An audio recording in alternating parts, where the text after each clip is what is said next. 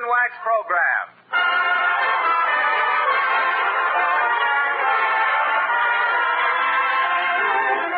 The makers of Johnson's Wax and Johnson's Self-Polishing Glow Coat present Fibber McGee and Company with Jim Jordan as Fibber, Donald Novis, the Four Notes, and Billy Mills Orchestra.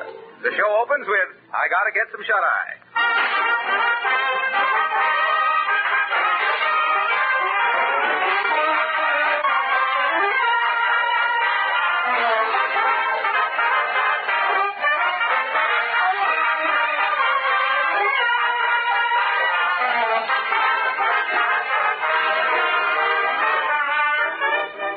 Announcement of interest to every housewife. The sponsors of this program are making you a real bargain offer. For a limited time only, you can buy Johnson's Wax and Johnson's Self-Polishing Glow Coat in special giant-size cans for the same price you usually pay for the regular pound and pint sizes. These big cans are 1/3 larger, giving you 1/3 more wax or glow coat at no extra cost. Now, the supply of these special giant-sized cans is limited. So to avoid disappointment, we urge you to go to your dealer in the morning or phone him and buy several cans of Johnson's Wax and Johnson's Self-Polishing Glow Coat at this money-saving price. House cleaning days are near at hand, and you'll certainly want to have both wax and glow coat ready for convenient use. So get a supply now while you're offered 1/3 more for your money.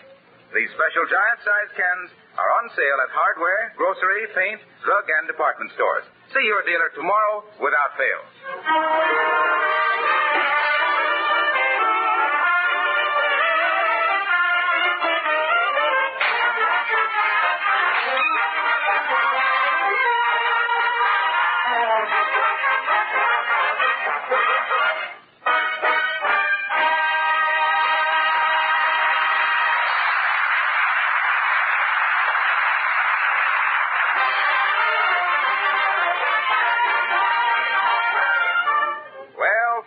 Memory has been getting very bad, though we don't know why it should disturb him, as he's done nothing worth remembering.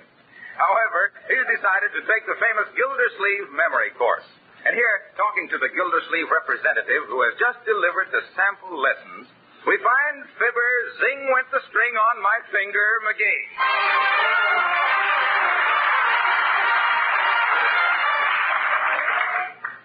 You say this here course is bound to give me results, eh, Bud? Oh, it certainly will, McGee. I'm a Gildersleeve graduate myself, and I know. Oh, you are, eh?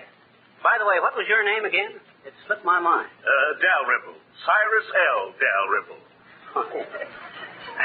Well, look, Si, just what is the principle of the Gildersleeve memory course? In one word, association. Okay. Linking words and ideas. Mm-hmm. For instance, you meet a man named Pike. Okay, where do I meet him and what time? I'll wear a red carnation, so... No. This is just for instance. Oh, I catch on to it. Now then, McGee, you meet this man Pike, and what do you associate the word Pike with? Fish. Very good. Now then, every time you meet this man, your mind produces the mental image of a fish. So how would you greet him? I'd say, hi, walleye.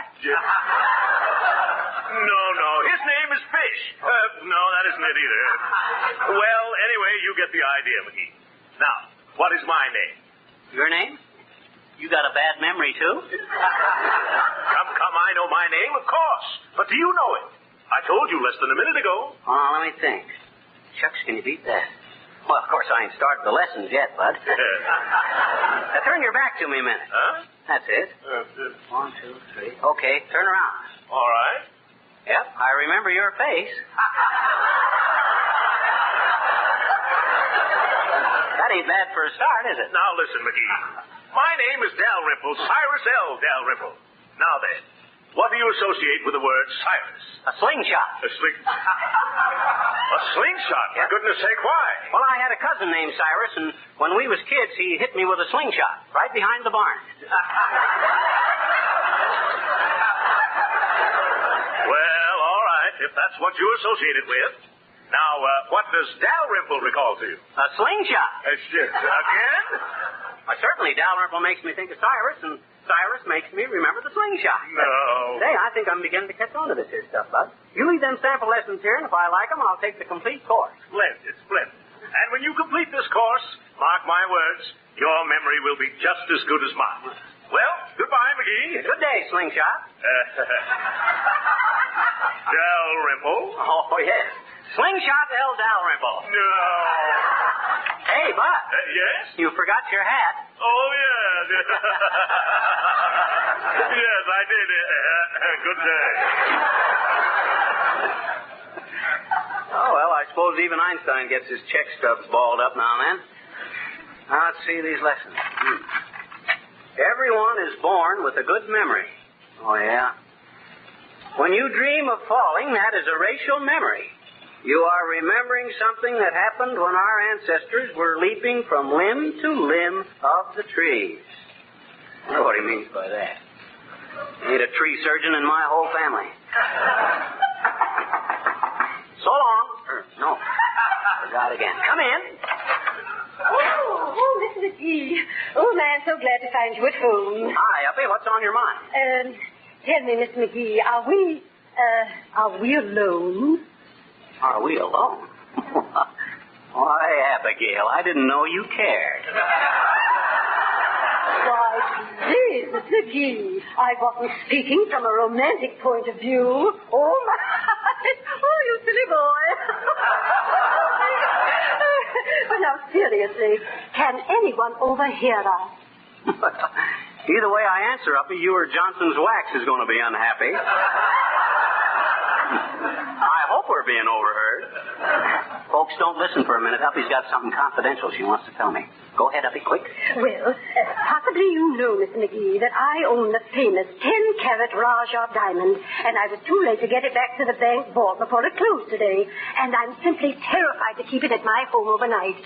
Would you keep it for me, please? Oh, me? Oh, now, wait a minute, Uppy. Am I the only one you can trust with it? Well, no, not exactly, Mr. McGee. Dear Horatio offered to sit up all night and guard it. Oh, but I couldn't have the poor boy losing his sleep. Say, don't let that guy guard no diamonds, Uppy. His old man was a crook, and he's a gyp off the old block. Now, please, Mr. McGee, Horatio always speaks well of you. Horatio K. Puma speaks well of me? Actor. Why, of course he does. Why, only last night he was saying that if you and he were lost in the woods with only a knife between you, he'd let you have it. Now, I thought that was very noble of him, really. I think I get the point, Uppy. Oh, yes. Oh, yes. Oh, well, anyway, here's the diamond, Mr. McGee, and thank you so very much for keeping it for me. Well, goodbye. Goodbye. Boy, oh boy, oh boy. Look at that diamond. What a hunk of ice. Looks like Sonia Henny's backyard. Uh-oh, I better hide it quick. Where'll I put it?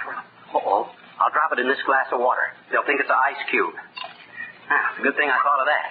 Come in. Hello, Fibber. Say, do you remember the song you asked Don Novus to sing? No, I don't, Billy. My memory's terrible. What was it? I found $1 million baby in the 5 and 10 cent store. Did I ask for that? Is he going to sing it? No, we didn't think it would be good judgment during income tax week. Oh. What's he going to sing then? Penny Serenade. Oh, well, that's quite a discount. Well, go ahead, Billy. Folks, Donald Nova singing Penny Serenade. Take it, kid.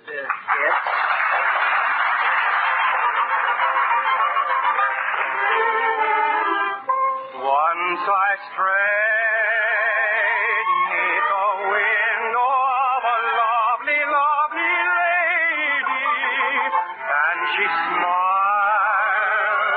while I softly played my penny serenade. See, see, see, you can hear it for a penny. See, see, see, just a penny serenade. In her eyes shone the tender dawn of love and sweet surrender. As for me, in my heart I played a lover's serenade. See, see, see, hear my love song for a penny.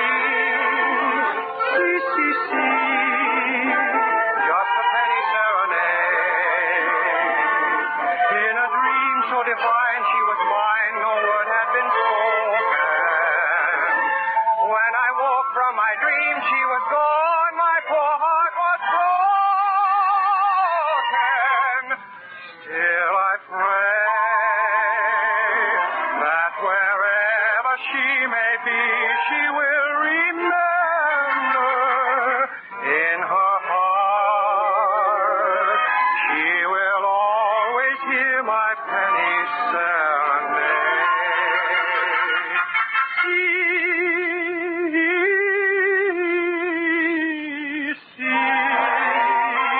you can hear it for a penny. See, just a penny serenade. Just a penny serenade. Just a penny serenade.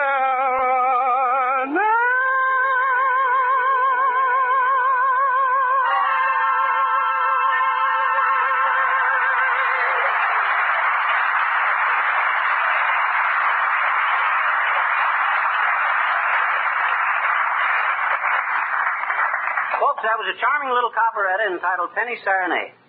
Beautifully sung by Donald Duck. Or no. Sounds Novus. That rat my memory. Better get busy and study my lessons. Guess I better lock the doors and windows if I'm going to study with a 10-carat diamond in the house.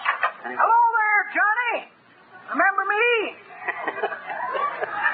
Yes, I remember you. You're old Addison Sims of Seattle. How'd that big deal in Peruvian peanut butter turn out? Or was the issue spread too thin? Hey! Never mind, I was just practicing my memory course. Matter, Johnny, getting kind of forgetful? Always been forgetful, old-timer. Why, even when I was a kid in college, I was the despair of old Professor Knott. So just to please him, I left school, saying as I departed, I'm sorry I can't remember things, so just try and forget me not. Forget-me-not McGee, I was known as in them days. Hey! Forget-me-not McGee, frankly a fearful flop at faking a friendly familiarity with folks' faces, frequently frightened that my family would find my faculty for foot flights of fancy was a false front, forever fumbling for a formula to facilitate the free flow of faultless phrases, and finding a fleeting claim as the forgetfulness fellow who ever foozled his facts and figures from the frigid fields of the far-flung north to the flooded flats of the Pampa Fords.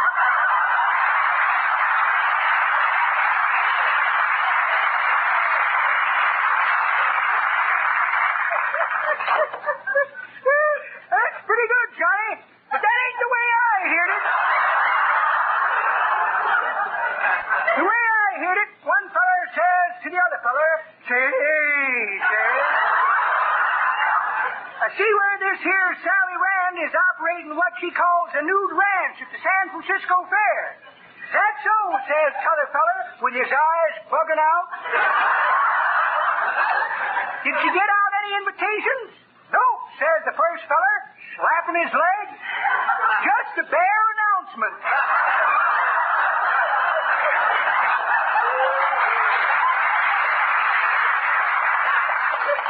I was out there to take a look, Johnny. You could tell there was cowgirls, all right. There was chaps hanging all around the walls.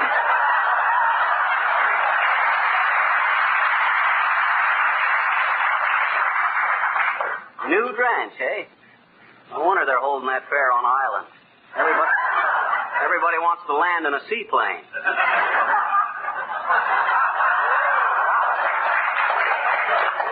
Now, let's see, where was I? Oh, yeah, lesson number 3. Visualize your thoughts. Form mental pictures, and by association... Hello there, Fibber. Oh, hi there.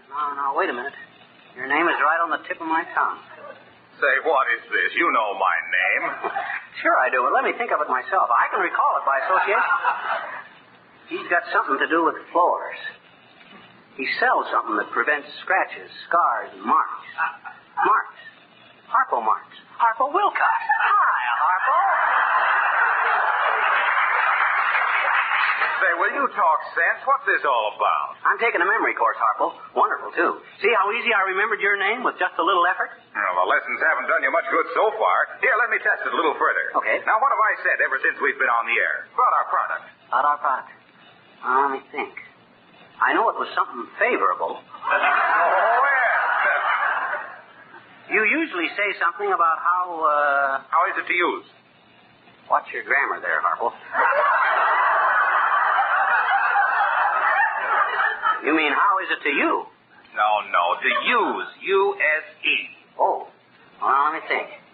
I believe you always say something kind of childish about that there. No, I don't either. I say that glow coat is so easy to use that a child can apply it. Now, what do I say about there being no need for so-and-so and so-and-so? Which two so-and-sos you mean, Mills and Novus? No. I mean, where I say there is absolutely no blank or blank. No rubbing or buffing, right? Correct. Now, fill in these blanks. Just spread a little... Sweetness and light? No. Glow coat. Just spread a little glow coat on the floor or linoleum with the long-handled... Frying pan? No. The long-handled applier. Then wait. How many minutes? Oh, it's a difference. I ain't in no hurry. 20 minutes. Only 20 minutes till the glow coat dries to a beautiful what? Housewife? No. It dries to a beautiful mirror-like what? Let me think. Dries to a beautiful mirror-like, Finish. I'm trying to if you'll leave me alone. Beautiful mirror-like, Finish. Dad, rather quit nagging at me. I nearly had it there once. Oh, shucks, I give up. So do I. Goodbye.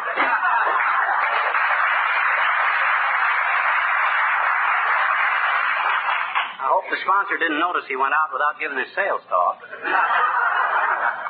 Now, let's see. Lesson number 3. Names of objects may often be associated with... Hey, what was that noise? Who's there? Nobody! Thank goodness for that. Yes, I'm just nervous. Having that big diamond in the house, and they say there's a bunch of crooks in town, too.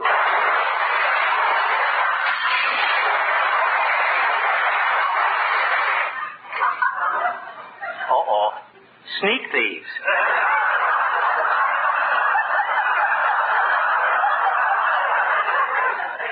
Who is it? You're right, it's a burglar, a robber. That makes a dad rather much noise. What you trying to do, make me conspicuous? Yeah, I've got you covered. No monkey business, Hal. Raise your hands. This is a stick-up. Did you say stick up or hiccup? Come on, get your hands. Stick 'em up. Okay, but if you keep jerking like that, be careful. That gun might go off. Oh, no, it won't. I got the safety catch on. I think. You think? Well, don't you know? Well, I'm not positive. I'm not sure. Say, are you familiar with firearms? Well, yeah, fairly. Give me that gun, and I'll tell you if you got the safety catch on. Well, you promised to give it right back? Certainly. What do I want with it? You're the burglar. Well, that's lost. Yeah, that's right. Here, take a look. Well, the safety catch is on, Bud, but what you got that cork stuck in the end of the barrel for? Oh, that's a silencer. All right, hand over the Roger diamond. Oh, I won't never do no such a thing. I ain't got no diamond here. Now, you go away. I got some studying to do. Say, what's the matter with you? You aren't even frightened. Scared. Of course I ain't. I'd be silly to get scared with my memory. The minute you leave, I will have forgotten all about it. Incidentally, you better do something about them hiccups, Bud. How'd you get them? Oh, my kid brother. He gave them to me. Are they contagious? Oh, no. But he put some Mexican jumping beans with my bicarbonate of soda mint tablets. Well, I'll be gone. Good night. So long.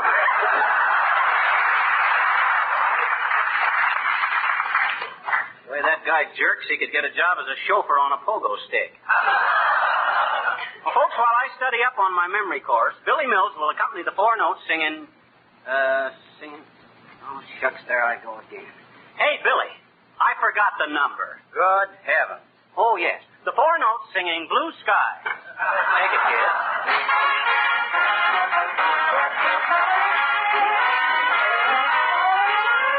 Blue sky, smile at me. Nothing but blue skies do I see. Blue birds singing a song.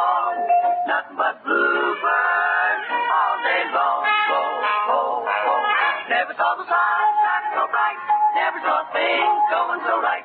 Noticing the days hurrying by. When you're in love, my how they fly. Blue days, all of them gone. Nothing but blue sky from now on. I was blue, blue as I could be. Every day was a cloudy day for me. Then good luck came a knocking at my door. Skies were gray, but they're not gray no more. Blue skies smiling at me. Nothing but blue skies do I see. Blue, blue, blue birds singing a beautiful song. There's nothing like bluebirds, bluebirds from now on.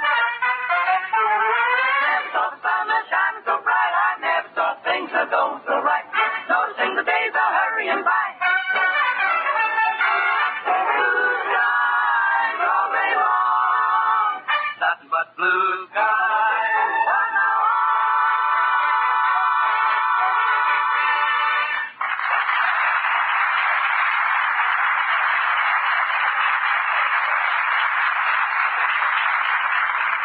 Very good, Four Notes, very good. If you keep singing like that, I'll have to raise your salaries if I didn't have such a terrible memory for little things like that there. Now, let's see, I better check up and see if that diamond is still in that glass of water. Yep, at least I remembered where that was. Now for lesson number 5. When hearing a stranger's name for the first time... Ah, there. Good evening, Pivot Tooth. Oh, hi, Boomer. What can I do for you? Before you do me for something. I come on an errand of mercy, Scatterskull. Yes, yes. Mercy, what an errand. I come to relieve you of the responsibility of keeping the Roger Diamond at the suggestion of my dear Abigail, Mrs. Uppington, to you, hoi polloi.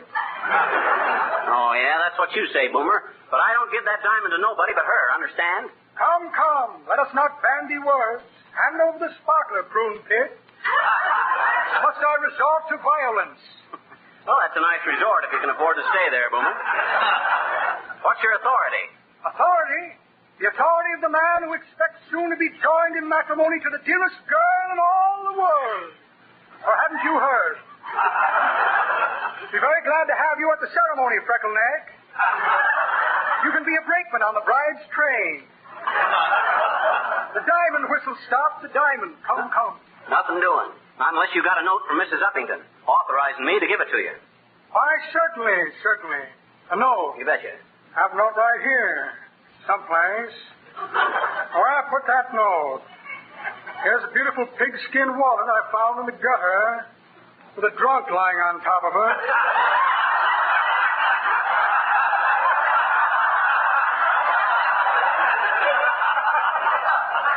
Small wiretapping outfit. Tap on the wire has saved me many a tap on the shoulder. Come on, Boomer, quit stalling. Let's see the note. Oh, yes, the note. I put that note. See, here's a set of false teeth. I'm training them to snap at pickpockets. Periscope for looking over transoms. Very handy to locate house detectives when checking out of hotels. Look before you leap and peek before you pack. 6 keys to post office boxes. When I get one more, I'll send them to Jim Farley. 7 keys to Baldpate.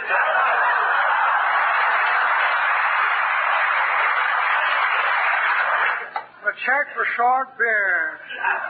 Well, imagine that. No. I thought so. Imagine my embarrassment. Well, I must be off. Have to see my lawyer about getting a rubber check vulcanized. Good day, Chimney Pop.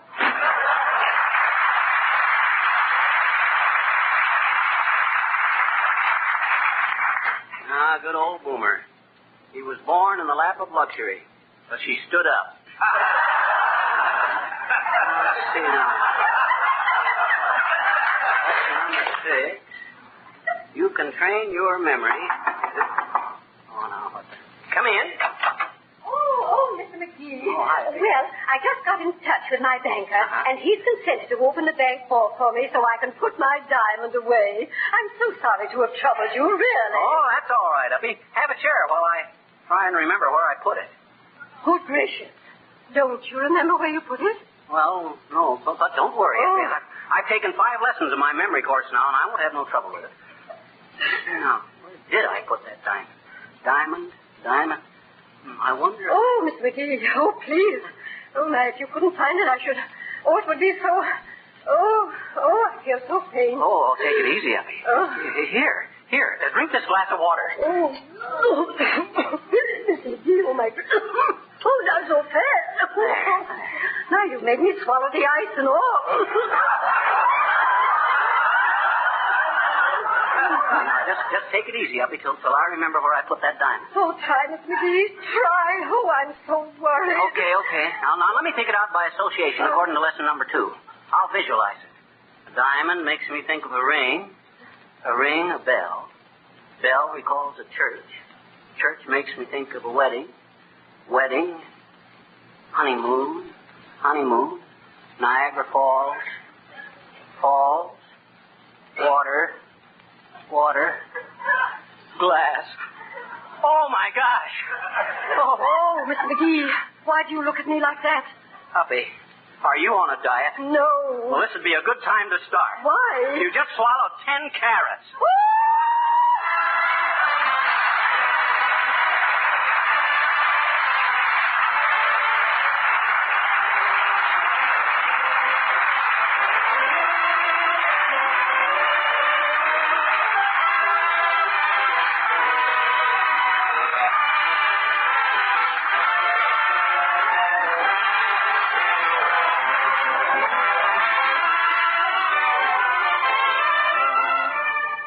We'll be back in just a moment. But now we want to remind you again of the special bargain offer on Johnson's Wax and Johnson's Self-Polishing Glow Coat now being featured by your dealer. By acting at once, you can get Johnson's Wax and Johnson's Glow Coat in big, giant-size cans containing 1/3 more than the regular pound and pint sizes.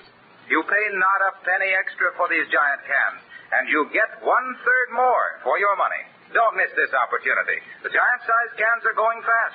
When they're gone, there won't be any more. During the past week, thousands of women have taken advantage of this bargain offer. You'll be money ahead if you get a supply of Johnson's Wax and Johnson's Self-Polishing Glow Coat during this special sale. Make a note of it now and ask your dealer tomorrow for Johnson's Wax and Johnson's Self-Polishing Glow Coat in the giant-sized cans, which gives you 1/3 more at no extra cost.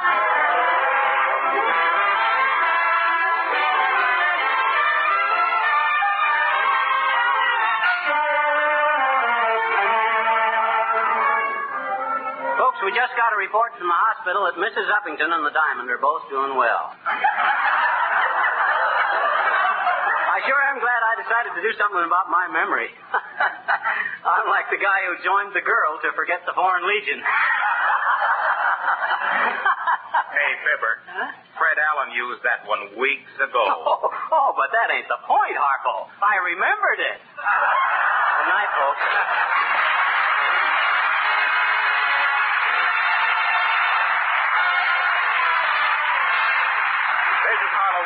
Speaking for the makers of Johnson's Wax and Johnson's Self-Polishing Glow Coat, inviting you all to be with us again next Tuesday night when we'll have another visit from our old friend, Zazu Pitts.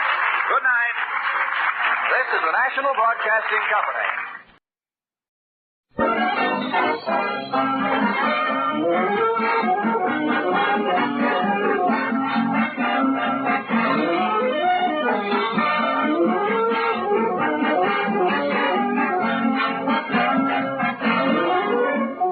When you buy linoleum, its colors are bright and fresh. Wouldn't it be nice if you could always keep them that way? Well, you can very easily, simply by buying a can of Johnson's Self-Polishing Glow Coat. Glow Coat will not only keep the colors bright and new-looking, but it will also make the linoleum last years longer than floor covering that is continually scrubbed with soap and water. Too much scrubbing softens and cracks the surface. Glow Coat protects the surface. And besides this protection, Glow Coat is a wonderful labor saver. In the first place, it requires no rubbing or buffing. It's self-polishing. Just apply and let dry, and in 20 minutes you have a sparkling, beautiful floor. In the second place, it's easy to keep a glow-coated floor spotless. Spots and stains wipe up quickly with a damp cloth.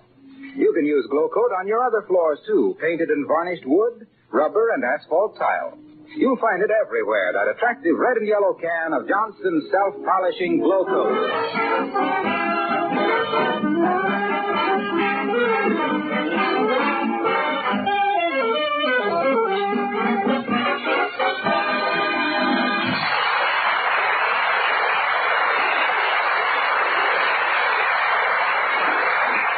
What is so rare as a day in spring in Wistful Vista, with Mrs. McGee sitting reading on the porch, her husband picking weeds out of the lawn, and his on and off pal Gildersleeve fixing window screens next door?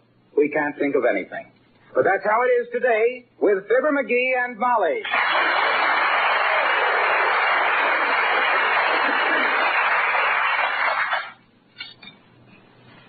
Hey, Molly, I got a notion to go fishing. I just found a worm. Well, keep scratching around here. Maybe you'll find a horseshoe and we can go horseback riding. Hey, how many dandelion greens you got to have to make dandelion wine? The way you're working, McGee, you won't have enough by September to get a cucaracha cockeyed.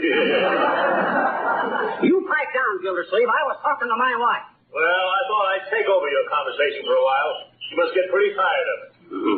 Say, aren't you men going to play tennis this afternoon? Or is it too strenuous for you athletes? Oh, Gildersleeve says he had to fix the window screens. I don't know why. I've seen all his clothes, and if I was a moth, I wouldn't want them. You tell her the real reason, McGee. You got smart and started bouncing the ball that landed on the roof. Well, get it down again. Heavenly days, I'll even buy you a new one. Huh? You will? Yes, I will. Anything to keep you two quiet. I'm trying to read this article about us in Liberty Magazine. Oh, you mean in the May 27th issue? Well,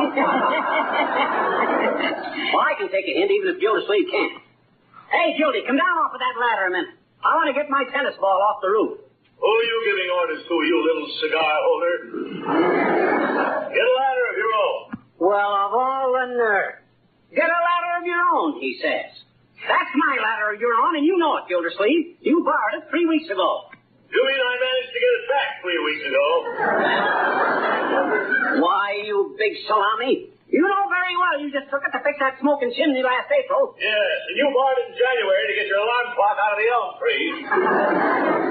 Why, heavens, what was our clock doing in the tree? I threw it at a cat one night. Now, look, Gildersleeve, I was the original owner of that ladder, as you very darn well know. And I've been pretty good-natured about you using it. Now, get off. I want it back. You got as much chance of getting it back as I have of bailing out over Scotland. And get away from this ladder. You make me nervous. McGee, don't shake that ladder. You'll make him fall. Oh, so what? Might jar a little sense into him. You going to get down off of that ladder, Gildersleeve, or do I have to shake you off like a rotten apple? I won't get down. By George, this is my ladder, and I have a right. Stop it! Stop it! Mrs. McGee, make him stop teasing me. Oh, quit running to Mama, you big squealer. And I'll give you till I count 10 to get off of that ladder. Go on, you can't count up to 10. You stop shaking that ladder. Stop it. McGee, be careful. He might fall on you and hurt you. I can dodge him. That big blimp is so slow he can't even fall fast. Well, you coming down, Gildersleeve? No, I'm not. And when I lay hands on you, you miserable little monkey. Okay, you asked for it. What? Stop it!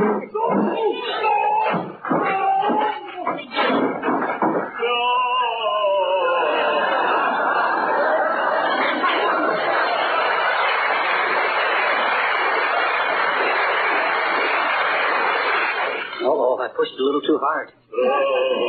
Heavenly days. Is he hurt, McGee? Of course he ain't hurt. He bounced 8 feet. The big bladder. Well, I'm ashamed of you, both.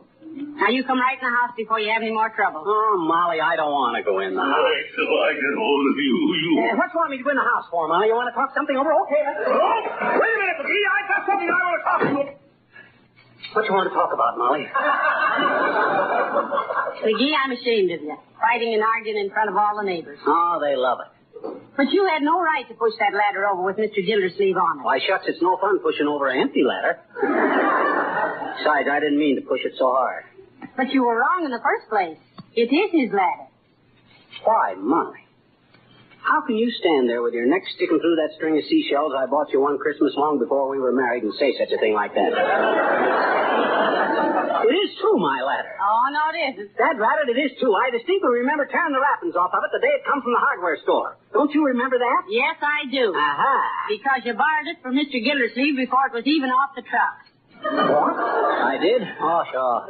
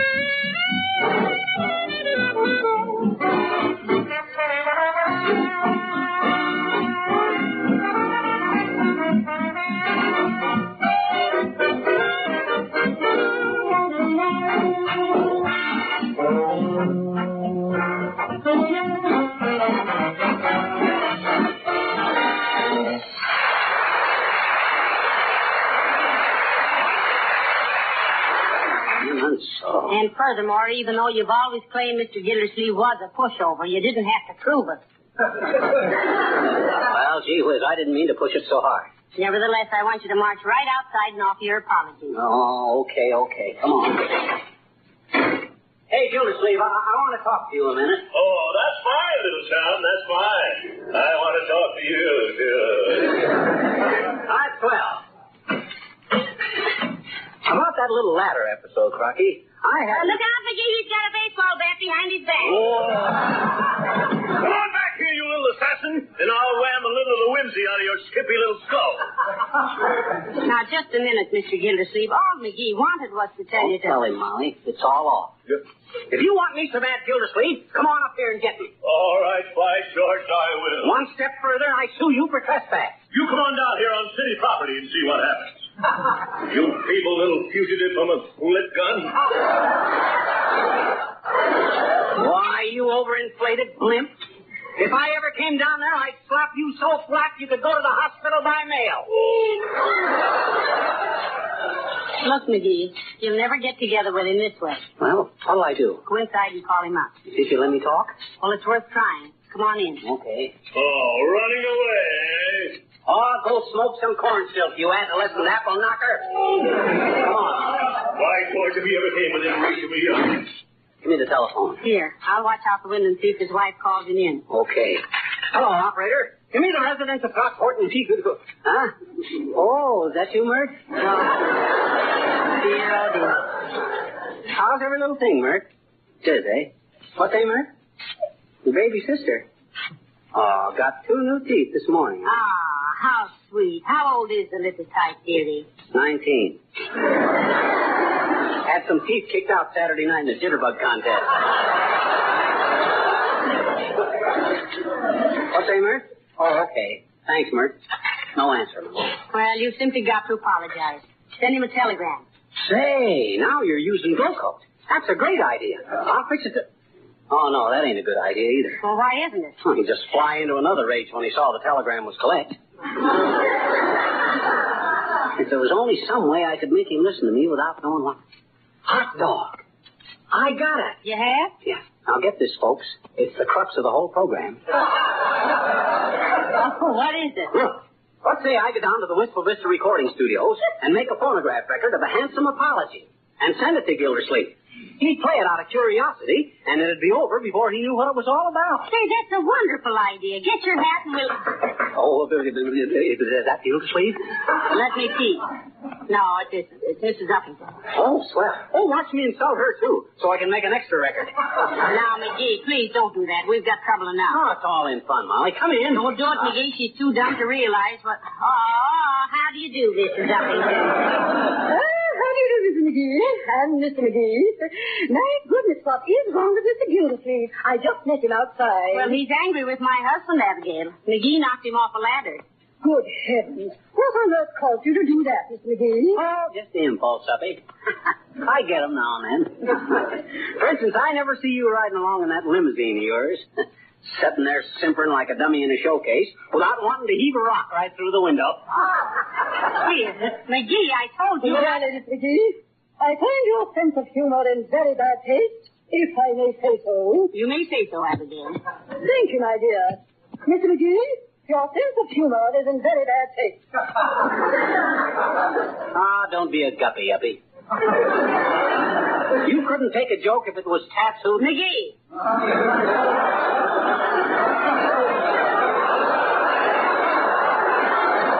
You stop it this minute. He's just trying to insult you, Abigail. Don't pay any attention to him. But I don't understand, Mrs. McGee. Why should he wish to insult me? Well, he wants to make another record. What, another one? What do you mean, another one? Why, you already hold the record for being the most boorish, insignificant, maladjusted little malamute in the neighborhood, if I may say so. You may. I do. You did. I know. Goodbye.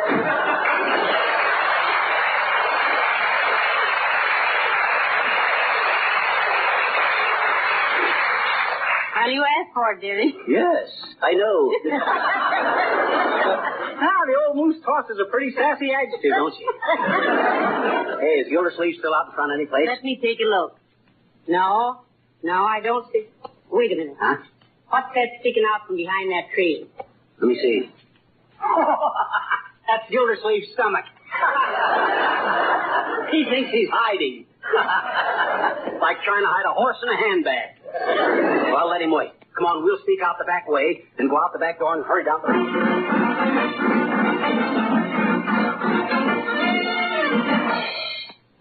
Welcome to the Wistful Vista Recording Studios, my friends. Is this your first visit? Yes, it is, Mr. Tate. Asa M. Tate. And if I do say so myself, an Asa Tate record is the best record made. Well, look, Bud, my name is Fibber McGee. Not the Fibber McGee. What do you mean, the Fibber McGee? The Fibber McGee who came in just now to make a recording. That's me, Toot. Tate. Tate? Yes. As in Tate Funny McGee. Now, what can we do for you? Well, you see, Mr. Tate, McGee insulted a man next door, and we want to send him a recording of an apology. I see. A splendid idea. We can handle that just as soon as we have a free studio. Oh, you're pretty busy here? Oh, thriving, Mrs. McGee, thriving. This idea has taken hold like a lady wrestler on a masher. Everyone is recording. Valentines, love messages, speeches, legal documents. What do you mean, legal documents? Oh, yes. The human voice is accepted in court just like a signature. Is that so? Yes. For instance, there's a gentleman in Studio C who is making a recording of his last will and testament. Step this way and we'll peep in for a moment. Now, be very quiet. And to the rest of my heirs and assigns, I bequeath the residue of my estate, including house and furniture and all things appertaining thereto, with the proviso that during their lives they shall protect all wood and enamel surfaces against dampness, dirt, and wear with Johnson's wax, the finest protective polish that... Wilcox! Oh, dear me. You broke right into the middle of the recording. Oh, shucks, I'm sorry. Hello there, folks. Oh, why the record, Mr. Wilcox? Well, it's logical, Molly. This is my will I'm recording. Yeah, we know, but why? Look, you put wax on your most important things, don't you? Yes. So why shouldn't you put your most important things on wax? There's another familiarity, too, Howard. What's that? You ought to have it on a record because you've been going round and round on the same subject for 6 years. I hope you'll excuse the interruption, Mr. Wilcox. I didn't know these were friends of yours. Well, I'm not so sure now. Oh, now, Mr. Wilcox, you know very well that we...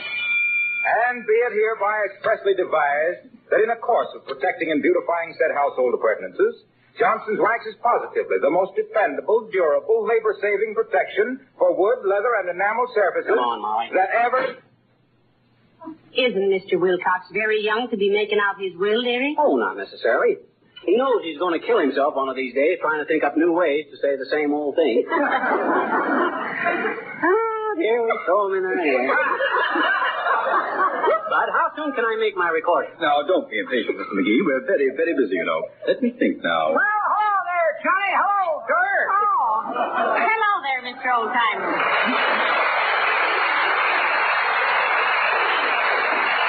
What are you doing here? Well, do you two know this gentleman, too? Oh, sure. He's our oldest friend. Aren't you, old-timer? If you can think of one on the shoulder, bring him around, Johnny. I'll raffle him for 50 cents. What did you say you were doing here? Who, me? Oh, we just finished recording some hot jive, Dora. Me and my band. Your band? You got a band? Yep, small combo, Johnny. Hot and sweet. Call him the old-timer and your sexagenarian. Ain't a one of us under 16. We make Goodman and them Dorsey kids sound like hand organs in a hailstorm. Well, heavenly days, imagine that. Are you making anything out of it, or do you work like George Bernard Shaw for your room and beard? That's pretty good, daughter. But that ain't the way I heard it. The way I... Uh-oh. Say, you gotta excuse me, kids. Gotta run down the hall and get some refills. Refills for what? My comb. That's what I play in the band. Comb and tissue paper. Well, see you later, kids. I'll send you one of my records.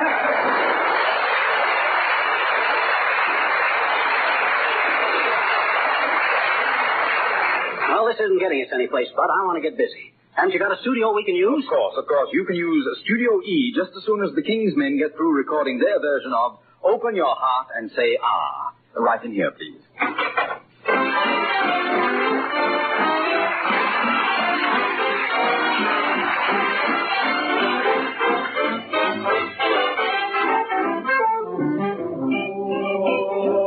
Where's it gonna get you with love playing hard to get? Where's it gonna get you with me? Where's it gonna get you with anyone? You'll be sorry. You'll never get no place to shake in your head. Nowhere, no sir, so instead, here's the formula for shaking the lead. Open your heart and say, ah, you gotta be sweet if you wanna be wise. Sugar, honey, catches flies. Here's a treatment that'll open your eyes. Open your heart and say, ah, if I pet you when the lights are low, what's it gonna get you if you answer no? What are you gonna use for memories? If you're not open-minded, what do you know? You're gonna get kisses, you're gonna get love, more than your share, baby, of. What you're hoping if you'll open your heart. Open wide, so I can hear it say, ah.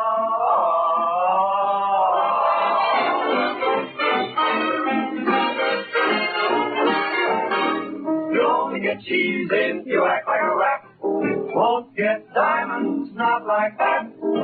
If I'm the doctor when I call it your flat, open your heart and say, ah. If I take you strolling by the bay, I may have to make you see the light of day. Gotta get what I get from you gladly. So get your heart to beating, what do you say? You're gonna get kisses, you're gonna get love, more than you've been dreaming of. So now you better start to open your heart. Open wide, so I can hear it say, ah, ah. Find the doctor, open up your heart and say, ah.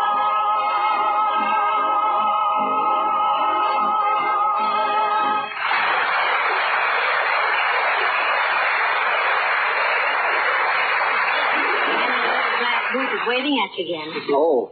How am I doing, Mr. Tate? Very, very good, Mr. McGee. The first part recorded very well, but for this next part, get into the microphone a little more. Oh. Yes, that's it. And it will help if you take the cigar out of your mouth. Thank you. It's about time you did that, Stogie McGee. I didn't know whether you were recording an apology or smoke gets in your eyes. Well, you ready to cut the rest of it, Bud? All right, Mr. McGee. Start talking with the velvet. Ready? Ready. And that's why I want you to know, guilty old man, that I am sorry I pushed you off of the ladder. I hope we can be friends again from now on, and in honor of the occasion, here is a little poem I wrote. The world would be a better place to live in if guys like I would admit they're wrong and give in without their wife forcing them almost to do it. But I know if I hadn't did it, I would rue it.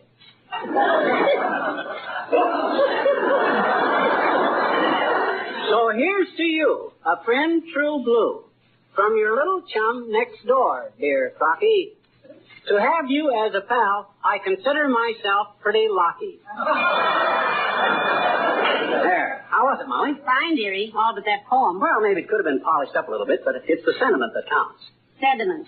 I said sentiment. I know, and I said sediment. Oh. That's what's left after the drip has stopped. Well, I'm afraid you just don't appreciate the finer things. Everything is splendid, Mr. McGee, splendid. Oh, fine. And I hope you can use our services again sometime. Thank you, Mr. Case. You got the address where to send that record, didn't you, Bud? Oh, yes, Mr. McGee. Mr. Throckmorton, P. Gildersleeve, 83, Wistful Vista. Yes, and send this note with it. It'll be on its way in half an hour. A good day. Good day, Mr. Case. So long, Kate. Well, frankly now, McGee, don't you feel better for having made that apology? Even if Mr. Gildersleeve hasn't seen it yet. Oh, yes, I guess I do, but... Hello, Mr. McGee. Hello, Mrs. McGee. Oh, hi, Wimple. My, you're looking happy and cheerful for a change, Mr. Wimple. Oh, I am. I'm just a different person when I come down here to make my record. It cheers me up no end. What kind of record you make, Wimple? You a singer? Oh, no. I just talk. Oh, recitation, huh? In a way, yes. You see, I record the things I would like to say to my wife. I spend the first half hour working myself into a rage. And then I make a recording of giving her the most terrible bawling out. And I sit here and play it to myself over and over and over. It sure gets it out of your system, doesn't it, Wimple? Ever think what would happen if she ever got hold of one of those records? Oh, yes, I have. I wake up nights in a cold sweat about it. But it's worth all the risk, Mr. McGee. Look, Mr. Wimple, why don't you brace up and really send her one of the records? It would show her that you really have a little spirit. Mrs. McGee would not only show her that I have one, but 5 minutes after she heard it, I'd be one.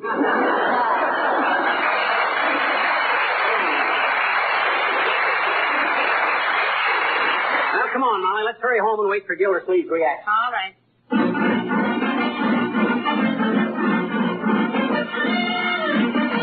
Hey, he ought to be coming over any minute now, Molly. I just seen a motorcycle messenger deliver a package. Oh, that's fine, dearie. I'll be so glad when this is straightened out, all this senseless bickering and quarreling. Anybody'd think you hated each other.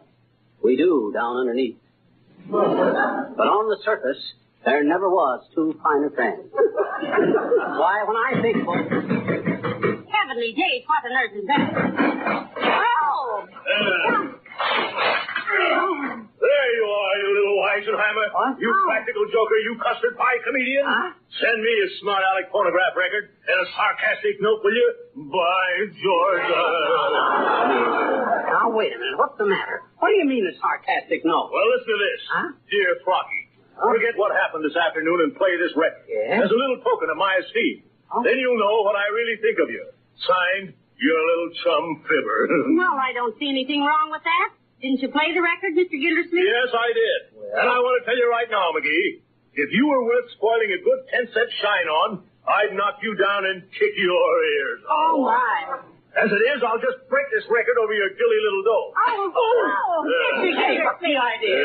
Oh. And never speak to me again, you crumb-wit. Well, I'll be... what's the matter with that guy? Ain't he got any sense of justice? Oh, dear. I put my whole heart and soul into that record. Sure you did. Maybe it was that poem that got him. Though I don't quite... Oh, heavenly days, look. Look at the label. Huh? They sent him the wrong record. What? This is the one that the old-timer was sending to us. Huh? Oh, no wonder Mr. Gildersleeve got mad. What do you mean? Look at the title. I'll be glad when you're dead, you rascal, you. Oh.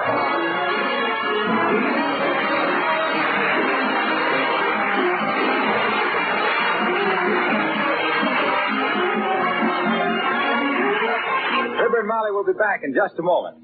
Say, aren't these just about the busiest days you could imagine? There's so many things to do every hour of the day, it almost seems like the days are getting shorter instead of longer. Of course, that makes us all grateful for anything that saves us time and work. That is, unnecessary work. Which brings me, naturally, to Johnson's Self-Polishing Glow Coat, the modern floor polish that goes on saving hours of work every day for women everywhere. The main point about Glow Coat is that it not only saves work, it makes floors more beautiful, protects them against wear, keeps the colors of linoleum fresh and bright indefinitely. In fact, makes your whole kitchen a more cheerful place to work in. It's because Glow Coat has so many advantages at such small cost that its popularity just goes on increasing month after month. Glow Coat needs no rubbing or buffing, remember that. You just apply and let dry. In 20 minutes, you have a floor that sparkles with beauty. Need I say more? Order Johnson's Self-Polishing Glow Coat tomorrow. Well, it's really too bad the records got mixed up, dearie. Yeah. But you can have the man at the recording studio send Mr. Gildersleeve an explanation. Yeah, I can straighten that out, okay. I'd even kind of like to go down and make some more records. All right, let's. You have a dandy voice for us. Honestly, you think so? I certainly do. You might even get a job as a news commentator. Oh, boy. Like Raymond Graham Jazz. Swing. Well, you could try that, too, but commentating is more dignified. Good night. Good night, all.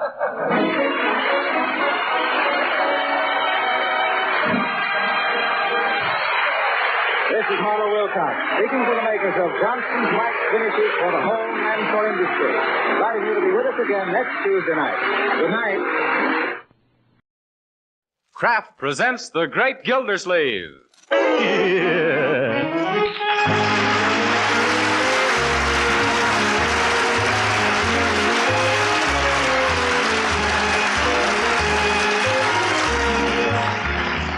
Each week at this time, the Kraft Cheese Company presents for your enjoyment Harold Peary as the Great Gildersleeve, written by Leonard L. Levinson.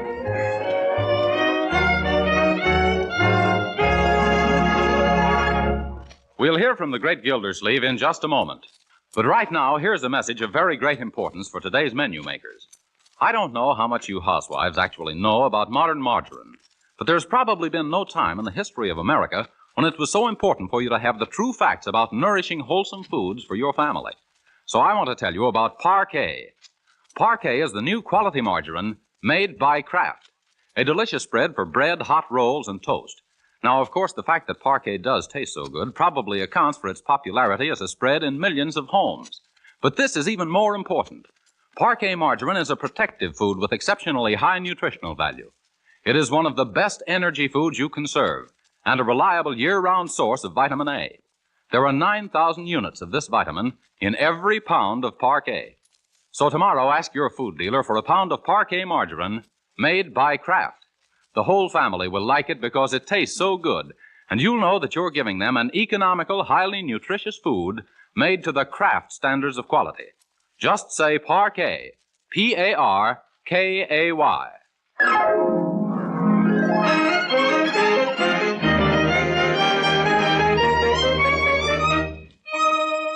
And now for the adventures of the Great Gildersleeve.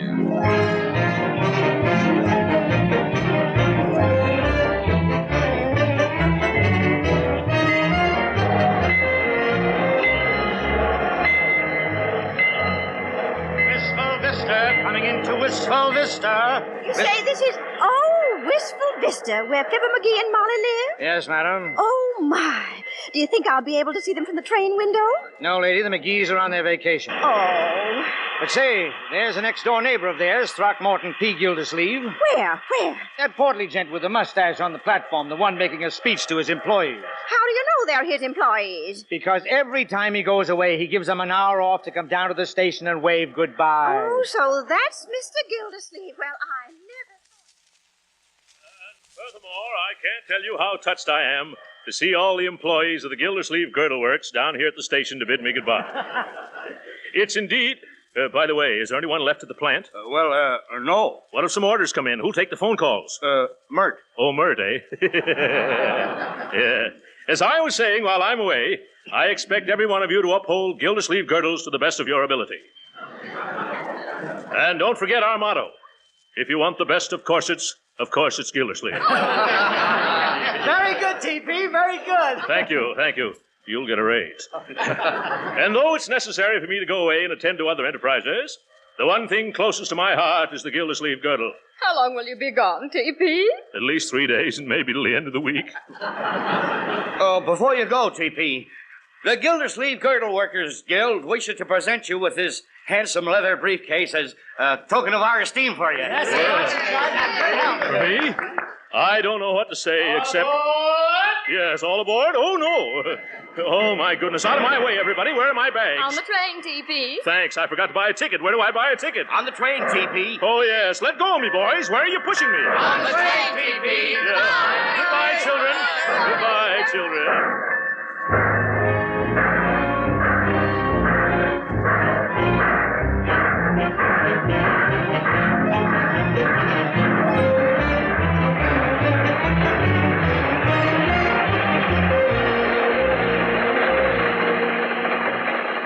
Here's your ticket, Mr. Gildersleeve. Sorry I haven't any berths left. Couldn't you squeeze me in somewhere? I'll try, though it'll probably be a tight squeeze. Yeah, tight squeeze. Side-splitting, isn't it? Going to be in Summerfield long? Oh, no, just 3 or 4 days. I'm taking over the administration of my brother-in-law's estate. They're going to run it for my niece and nephew.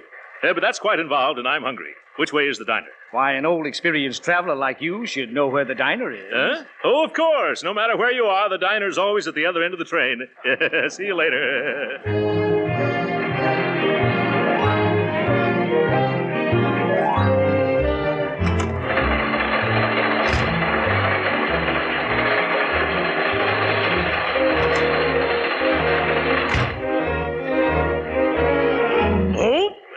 Excuse me, madam.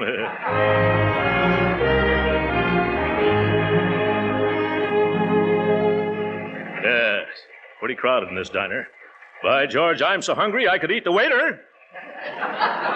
Yes, sir? Is it all right if I sit at this table? Yes, sir. Sit right down, sir. If this gentleman doesn't mind reading his paper on his own side. I said if this gentleman doesn't mind reading his paper on his own side. Excuse me, sir. Does you mind? Yes, I do. I'm particular whom I eat with. You are, eh? Well, I'm not. I'm hungry.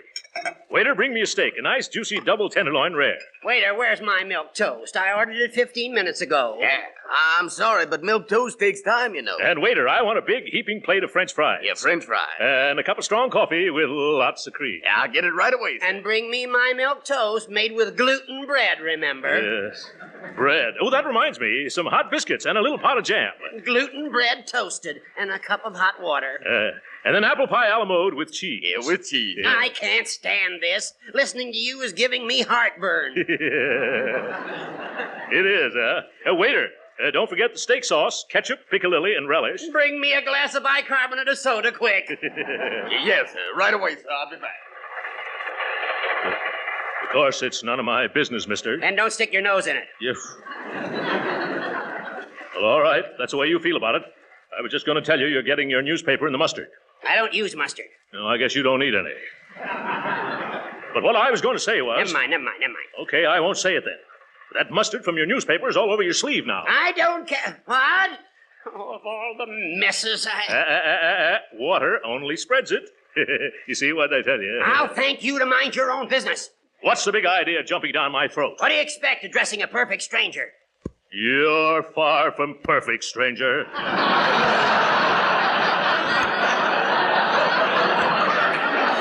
And from now on, I'm going to make a career out of ignoring you. Here comes my food. That's pretty snappy service, waiter. Yes, sir. Well, where's my milk toast? Yeah, I'm sorry, sir, but the chef, he's all out of gluten bread. He wants to know would pumpernickel do just as well. No, pumpernickel wouldn't do just as well. And why keep me waiting all the time while you serve this big buffalo the minute he sits down? No, look here, mister. I don't want to look here. I'm sick of the sight of you. The idea. An overstuffed ox like you guttling and gobbling and gorging yourself like an ostrich. I've got a bad case of indigestion already just from looking at you. Why, you dyspeptic little dodo. Just because you're mean to your stomach and your stomach talks back to you, you bellyache. Excuse the expression. You're not suffering from indigestion. You're just green with Epicurean envy. I won't sit here. Here's your bicarbonate of soda, mister. Take it away, take it away. I need something stronger than that now. I've got some pills down here in my briefcase. Just a minute there. What are you doing with my briefcase? Your briefcase? This is mine. It is not. My employees gave it to me just this afternoon. Take your fat paws off of my briefcase before I... Before you watch, you dried up little crabapple. And now, wait a minute, gentlemen, please. Let go of my briefcase. I will not. It's mine. Why, the idea is... Oh, yes, ma'am. Waiter, did you see anything of my briefcase? I left it... Oh, you gentlemen have it. Thank you so much. Well, for that...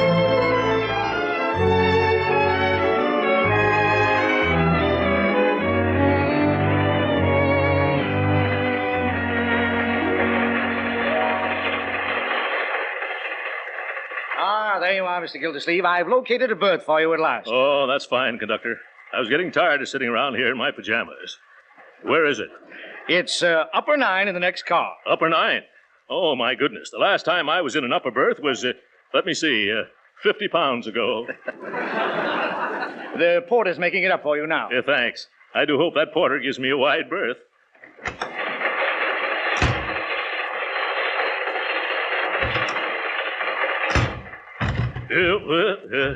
It's so dark in here. Oh, porter! Porter! Quiet! Oh, excuse me. Must be sleeping. Oh, porter! Yes, sir. Have you got upper 9 ready yet? Yes, but I didn't anticipate no gentlemen of such ample proportions. Yeah. Well, maybe I'd better take a ladder. Yes, better take 2. They're small. Well, all right, come on. Yes, here we are, right up there, sir. Up there? Oh, my goodness. Hold these ladders steady, porter. Remember, if they tip, I won't. Yes. Now be careful, mister. Train's coming to a sharp curve pretty soon. When? Then. Oh! Hold on, mister. The ladder slide. I can't hold on. I'm coming down. Look out below. Oh! No! What hit me? Oh, my sacrilege. Here, mister, let me help you up. I don't want to get up. I want to sleep. Not you, mister. The man in the upper. He's now in the lower. And where am I? You're right here, brother. Get off of my poor stomach. Who is it? Huh? Oh, it's you. What are you doing sneaking into my berth? I'm not sneaking into your... I'm not sneaking. I'm trying to climb into bed. I'm your upstairs neighbor. Isn't that nice? I hope that swinging shelf snaps shut on you. Oh, yeah? If it's going to swing, I'll see that it swings your way. And if I land on you again, brother, you'll spend the rest of the night sleeping in the roadbed. Oh, quiet. Let me go to sleep. Okay, Grandpop, unpleasant dreams. All right, Porter, give me a leg up again, will you?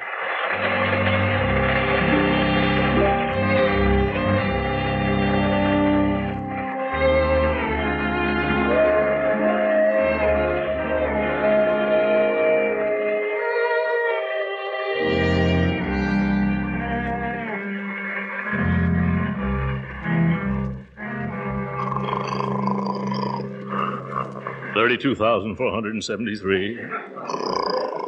32,474. 32,475. Oh, my goodness. 2 o'clock already and still not a wink. Yes, 32,476. 32,478. Oh, what's the use? There was only some way of stopping that buzzsaw down there. I can't stand this any longer. Where's that porter? I'll fix this guy. You call me, sir? Yes. Would you mind getting me a drink of ice water? I can't sleep. Yeah, sir. Yeah.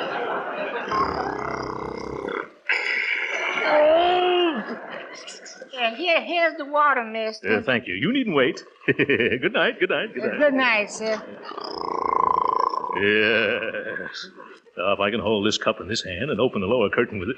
Ah, I've got it. Yeah. Steady now, Gildersleeve. Ready. Aim. Oh, no. What was that? Porter! Porter! What is it, sir? Shut this window, will you? It's raining right in on my face. Quiet! Can a man get any rest around here?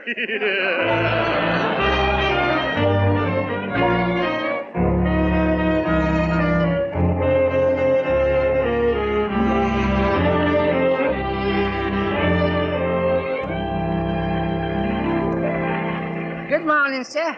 He's just pulling into Summerfield. You want me to brush you off? No, I'll walk down the steps like the rest of the passengers.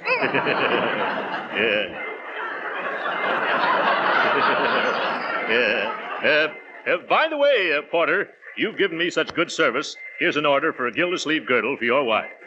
Thank you, sir. I happen to be a spinster at the moment. But if it's all right with you, I'll put in my hope chest. Yes. Yes, that's perfectly all right. Summerfield, eh? By George, I'm certainly looking forward to seeing Marjorie and little Leroy again.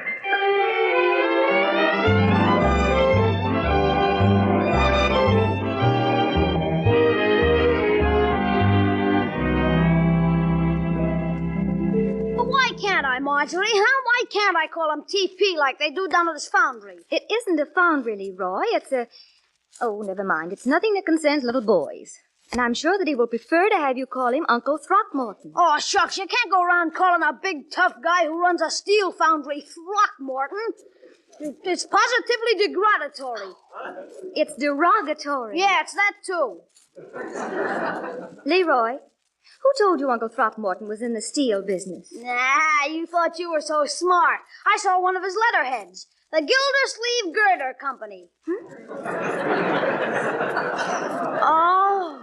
Oh, yes, the Gildersleeve Girder Company. See, he should be here by now, shouldn't he, Marjorie? Now, don't you worry, Leroy. Just as soon as his train arrives, Mr. Wills will bring him here for breakfast. Oh, I wanted to go down to the station, too. I know, but Ted has to discuss all the legal details with Uncle Throckmorton before we go to court. Say, you're getting pretty darn stuck on that Ted guy, aren't you? Why, Leroy Forrester, I am not. Ted Wills is merely our lawyer. He is not. Williamson, Williams, Willies, and Wills are our lawyers, and Ted's nothing but the tail end. Well, he's young yet. You just give him time. Oh, there you go. Oh, say, how's if I should call him Uncle Morton? Call who? Oh, Uncle Throckmorton. Well, I don't think he'd object to that. Wait, I can do better than that. How's this? Uncle Mort. Who's that? Uncle Mort. I'll answer it. Well, I'll bet this is little Leroy. Hi, Uncle Mort. Hi, who? You, Uncle Mort. You don't mind if I call you Uncle Mort, do you, Uncle Mort? No, not at all. Go right ahead. Uncle Mort, eh? I like that. And this is Marjorie, Mr. Gildersleeve. Marjorie, eh? Come here, my dear. My, how you've grown.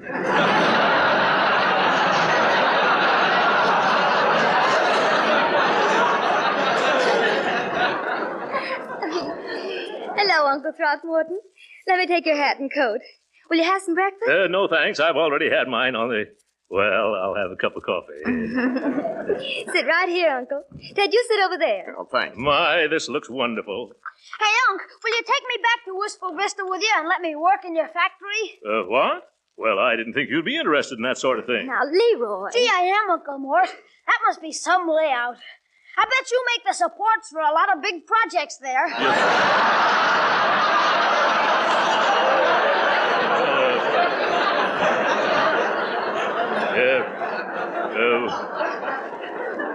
We don't turn out anything much like...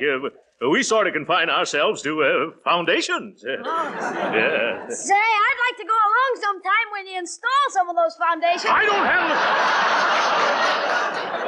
have... What did you say, young man? Please excuse Leroy, Uncle Mort. He's been like that ever since he found out that you owned the Gildersleeve Girder Company. What? Gildersleeve Girder? Oh, yes, I see it all now. Yes, a bright boy. Gee, Unc, do you ever have to slug it out with any of them tough steel workers of yours? No, I never do. You don't, huh? Well, of course, there have been times when I've had to put more snap into their work. Yeah. Once I was so angry, I picked up a badly made foundation and bounced it right off the foreman's head. You did? Yeah. Oh. Now, Leroy, let your uncle eat his breakfast. Yeah. Have some toast, Uncle Mort? No, thanks. Speaking of toast reminds me of an amusing incident on the train last night. You'll enjoy this, Leroy. When I went into the diner, the only empty chair was at a table with a sour little crab. And you should have heard that little rat yell when the ice water hit him in the face. Yeah. Well, it's time we leave for court, Mr. Gildersleeve. It is? Come on, kids. This won't take long.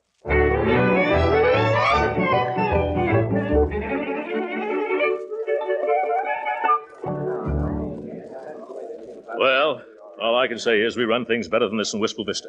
11 o'clock and the judge hasn't even shown up yet. Judge Hooker's usually very prompt. Yes, the trouble with some of these judges is they think they're little tin gods. Take those black robes away from them, and what have they got? Bow legs. Gee, that's a hot one, Uncle Mort. Yeah, I'm glad you liked it. Everyone rise, please. Ah, at last. Superior Court, Department 25, the Honorable Hilliard H. Hooker, judge presiding, is now in session. Be seated. Sit down, Uncle Mort. Thank you. Oh, my goodness. Who's that man sitting in the judge's chair? Why, that's Judge Hooker. Judge Hooker? That's the man in the lower berth. Morton P. Gildersleeve for appointment as Administrative Estate of Ray Forrester. Oh, that's us. Come on, Mr. Gildersleeve. I'm not feeling very well, Ted. Couldn't we postpone this over to another judge? Oh, come on, Uncle Mort. Remember what you said. This guy'll be a pushover. Yes, a pushover. Now, come on. Step up. Don't dawdle. I haven't got all day. Make it snappy, folks. The judge is pretty short-tempered this morning. He didn't get any sleep last night. Oh, my. Your Honor, with your permission, I'll put Mr. Gildersleeve on the stand first. Go ahead, Mr. Wills. Swear in the witness, fella. You solemnly swear to tell the truth, the whole truth, nothing but the truth to help you? I do. Well, do you or don't you speak up? I do. That voice is very familiar. Turn around, Mr. Oh, so it's you. Yes. Hello, Judge. Mr. Wills? Yes, Your Honor. I will examine this man's qualifications if you don't mind. I don't, Your Honor. But I do. Silence. Now then, Gildersleeve, what do you do for a living? I make girdles, Your Honor. Order in this court. Order in the court. Order in the court. Order. Order. And you, Gildersleeve, any more cheap humor and I'll judge you in contempt. But it's true, Your Honor. I'm the president of the Gildersleeve Girdle Company. Oh, Uncle Mort, tell him the truth. He doesn't make girdles, Judge. And what does he do? Steel foundations. I bet he would, too. Now, no more interruptions, my boy. Remember, this is a courtroom. You realize who I am, of course. Sure, and you're a bow-legged little tin guy. Yeah. What?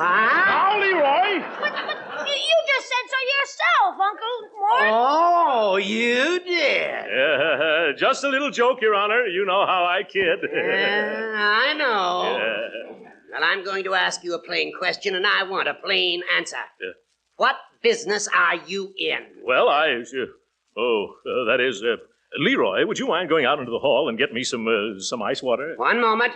Who's running this court, you or I? Better not get Uncle Mort mad, Judge. Last night he threw a whole bucket of water on a guy in the berth under him. Oh, my, here we go again. He did he? Yeah, and this poor sap woke up and thought it was raining. Oh. You ought to hear Uncle Mort tell him. Thanks, I will. Let's hear all about it, Uncle Mort.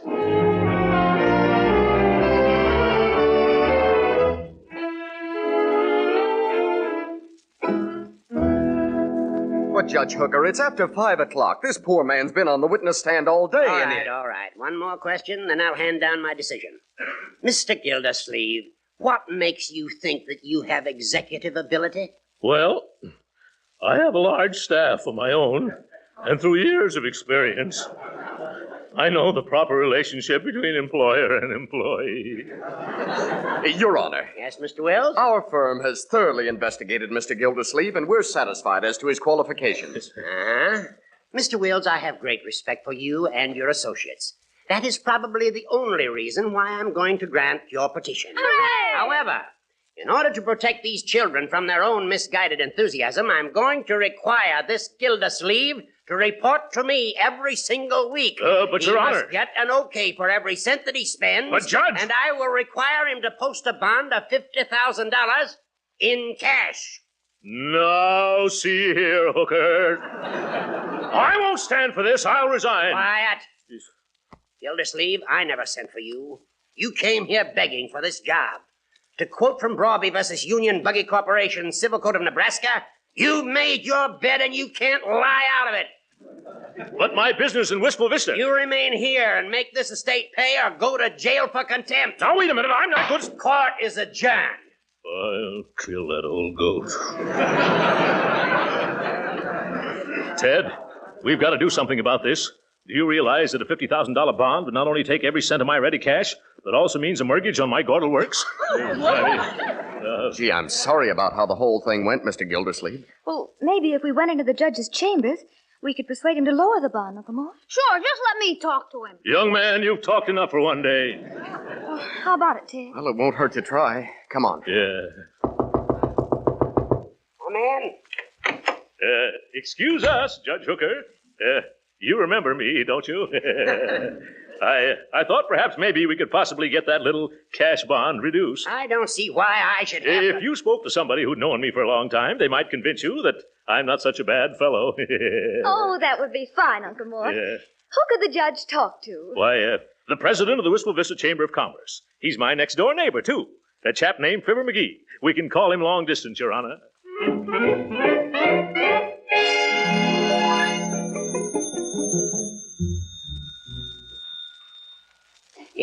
Yes, I see, Mr. McGee. Yes, I'm glad you put me straight on that. Yes, I knew my little chum would set me in right. That's a very good point. Leroy, I want you to meet McGee one of these days. There's one of nature's noblemen. I guess you've made up my mind for me, Fibber. Yeah, Fibber. Hold the phone a second, I'll tell him. Gildersleeve? Yes, Judge? Gildersleeve, I've decided to rescind that $50,000 bond. I knew that would happen if you spoke to my little pal. Yes, after talking to McGee, I'm going to make that bond $100,000. What? Give me that telephone. Hello? You're a hard man, McGee.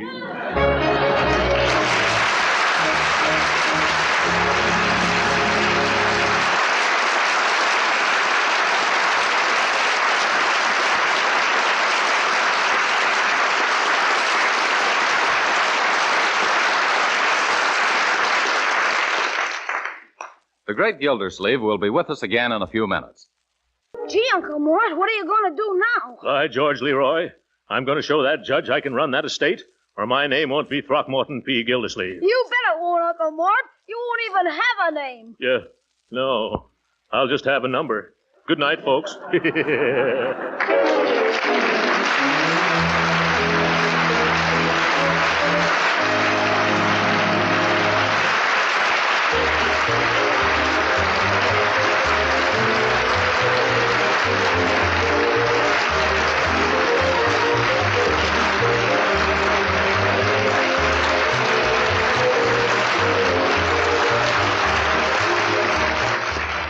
Original music on tonight's program was composed and conducted by William Randolph. This is Jim Bannon saying goodnight for Kraft and reminding you to tune in again next week at the same time to hear the further adventures of the great Gildersleeve.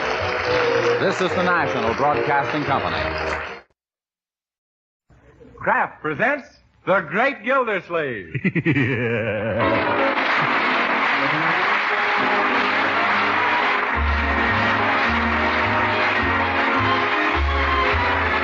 The Kraft Cheese Company, who also bring you Bing Crosby every Thursday night, present each week at this time Harold Peary as the Great Gildersleeve, written by Leonard L. Levinson.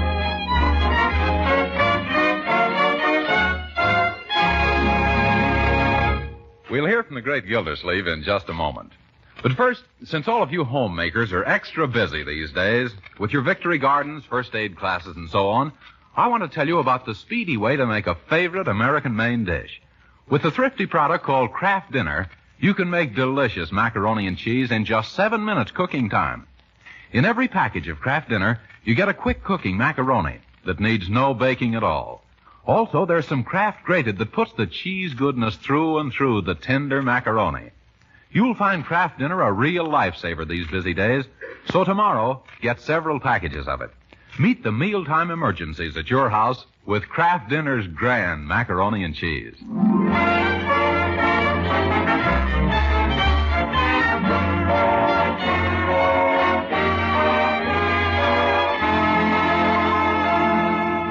Did you ever lend an organization your living room for a meeting and then find that you weren't invited to attend? Well, that's what's happening to Throckmorton P. Gildersleeve. The Summerfield Little Theater Group is meeting to discuss plans for their summer barn season. And the great Gildersleeve is out in the hall complaining to Bertie the cook, who had nothing to do with the matter.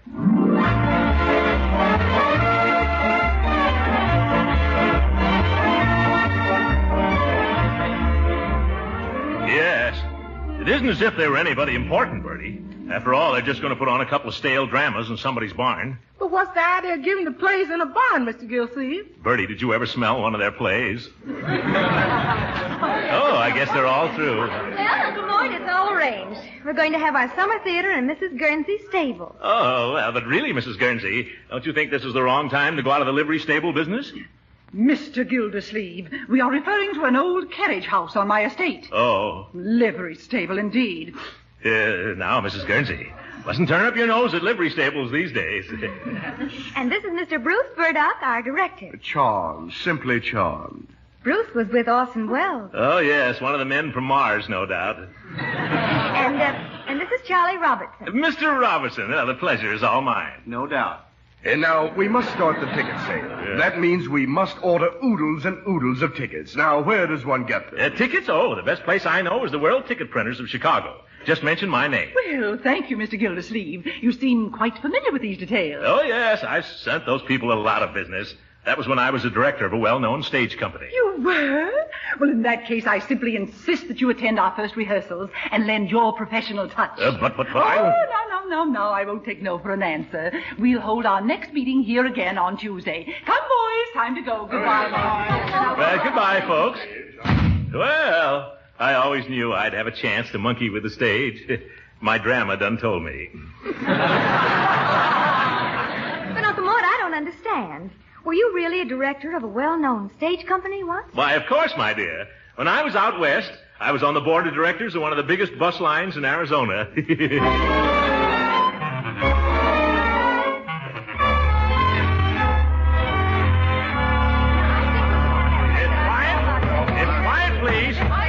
Quiet, please. I think our first play should be something down to earth. Some show so simple that the most stupid person will understand. Understand? Oh, yes, Uncle Mort. I thought they would. Now, I just happened to dig up a beautifully written play that was a magnificent success at Princeton when I went there. In fact, the author had to take 22 curtain calls. My goodness, I couldn't straighten up for a week. Well, what was the name of your play, Uncle? Deep in the Heart of Maryland. Would anyone like to hear the plot? You would? Well, okay. Now, I'll play all the parts myself. The first act opens in the drawing room of ex-Governor Silsby's mansion, the Shingles. We discover an old Southern mammy, Auntie Freesia, as she speaks. Well, here he is in the drawing room of ex-Governor Selby's mansion, the Shingles. Things look mighty poorly for the old governor. She's interrupted by her husband, Uncle Rufus. The two of them do a very comical song, and then Uncle Rufus speaks. Yeah, Auntie Freesia, things do look mighty bad. And it's all on account of that no-account neighbor, Dalton Jackson, who holds the mortgage. Then Auntie Freesia says, Ain't it the truth? Sure looks like he's going to finally wind up with the Shingles. Then Dalton enters, a very mean character, lower than bunions on a snake. Dalton says, I brought these flowers for Miss Lavinia. Please inform her of my presence. Then he comes down to the footlights and whispers, Little does the fair Lavinia suspect that I am a married man with a wife and 7 children in Altoona, PA. Lavinia, thinking that the visitor is another, trips into the room. Oh, excuse me, she says. I didn't know it was you, Mr. Jackson. Ah, my proud beauty. You thought I was that young whelp Crandall Berry, eh? Oh, no, I didn't. You did. I didn't. You did. You didn't. I did. You did. Did I? But I could go on like this for hours, folks. It's simply chock full of sparkling dialogue. Oh, but really, old fellow, this isn't our type of play. You're right, Brucey boy. Oh, I forgot to tell you, Brucey, old boy, you play Crandall Berry, the hero. Oh, is that so? Uh-huh. You're shot right smack in the middle of Act Second. And really, you had no idea how I'm looking forward to your death scene. Yeah. You know, Charlie, on second thought, maybe it isn't such a bad choice after all. What was... Yes, and there's a fine part for you, Charlie. Will you wake up, please? You'll be ideal as Lavinia's... Don't go to sleep during the rehearsal. I didn't even hear you. You'll be ideal as Lavinia's weak-willed, spineless brother, Sibley Silsby. Oh, do you really think I'm the type, really? Yes, really. But definitely, Charlie boy. Now, Marjorie, you can play Lavinia. Oh, that should be fun. Uh-huh. Dottie Dobson from next door can play the ingenue, and I think we'll try Judge Hooker as ex-Governor Sibley. And the rest of the parts will be easy to catch. All except the Southern Mammy. Are you going to play that role yourself? Oh, no, I've got somebody. Bertie! Oh, yes, sir? Bertie, have you ever had any ambition to go on the stage? Oh, undoubtedly. Oh. Then we've got a nice fat part for you in our new show. A fat part? On me, that look good.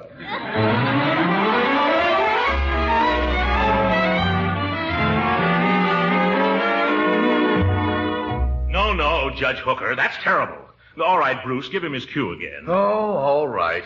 But Governor Silsby, you don't understand. I do understand, but the trouble is, you don't let me get a word in, Edgewise. Judge, try to get it right, or else on opening night, Hooker will get the hook. Go on. All right. My boy, I can remember when this plantation stretched as far as your eye could. See?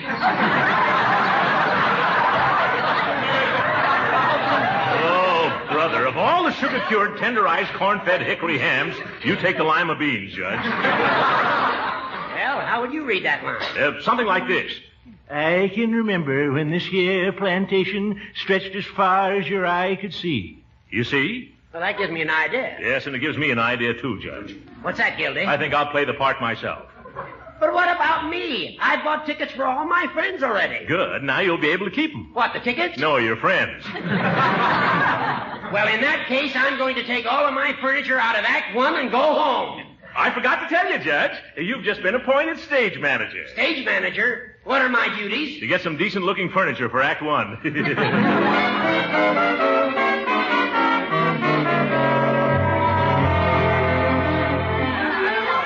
right. Call the cast, Leroy. All right, everybody. On stage, please. Ready for dress rehearsal. On stage, please. Oh, Uncle Mort, I'm so excited.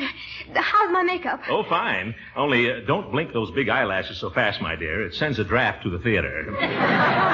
Where's Charlie Robertson? Where's what's-his-name, the fellow who plays the villain? Oh, you mean Mr. Updike? Haven't you heard what's happening to him? No, Mrs. Jersey. What's happening to Mr. Updike? Oh, his wife's having a baby. He had to rush her to the hospital. A baby? He can't do this to me. What does he mean, having a baby at a time like this?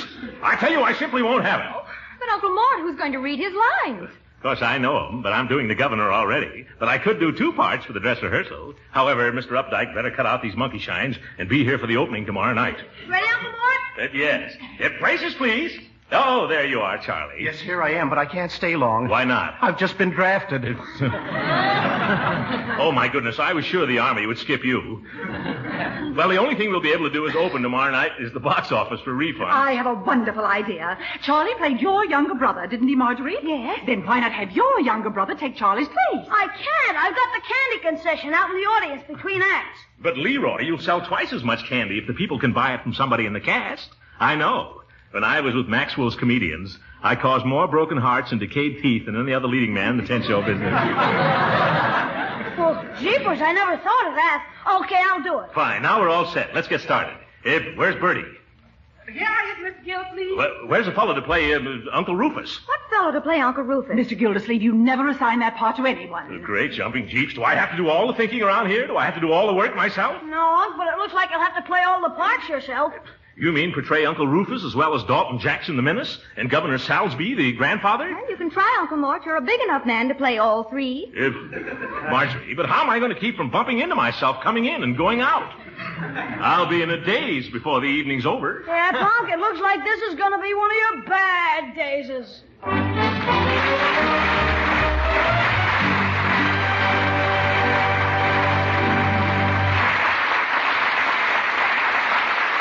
Gildersleeve will be with us again in just a moment. Meanwhile, let's give a thought to that chicken or roast out there in the icebox. There isn't quite enough left over from today's dinner for tomorrow's meal?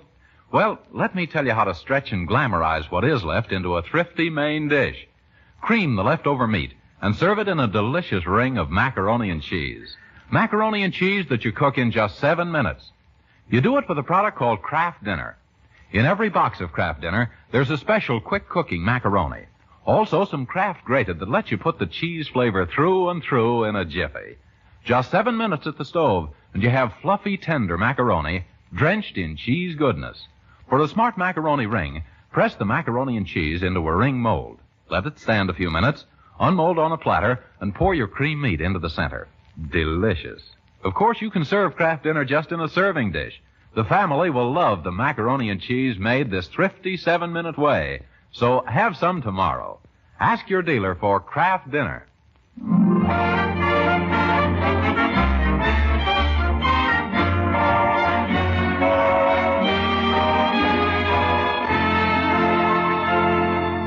And now back to the Great Gildersleeve.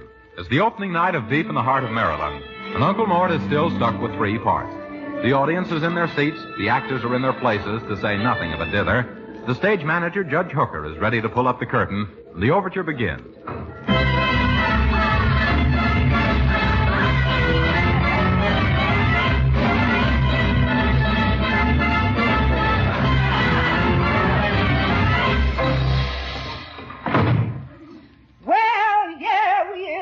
Drawing room of old Governor Silvy's home to Shingles. And things looks mighty bad for the old governor. I wonder where my husband, Uncle Rufus the butler, is. Now, who can that be? Who's down and knocking at the door outside? Well, who's you expecting? Except your joy and pride. Now, I can hear you grumbling, Mr. Rufus Brown. Just keep on knocking, Ruf, you no-good clown. Yeah, come on now, baby. Won't you let me in? Has you been a gambling, honey? Did you win? What's that you mumbling? I just lost my shirt. Rufus, you's gonna get hurt. Oh, now, Sugarfoot, wait a minute now. Rufus Baptist Johnson Brown, what you gonna do when the rent comes down? What am I gonna say? How am I gonna pay? What you gonna tell them at the FHA? You know, I know that times is tough. Landlord gonna take us off of their cup. Rufus Baptist Johnson Brown. What are we gonna do when the rent comes round? Rufus Baptist Johnson Brown. What you gonna do when the rent comes round? What am I gonna say? How am I gonna pay? What you think we're gonna feel another day? Now everything's unsettled now. As I feel it's all unsettled in house. Rufus Rastus Johnson Brown. What are we gonna do when the rent comes round?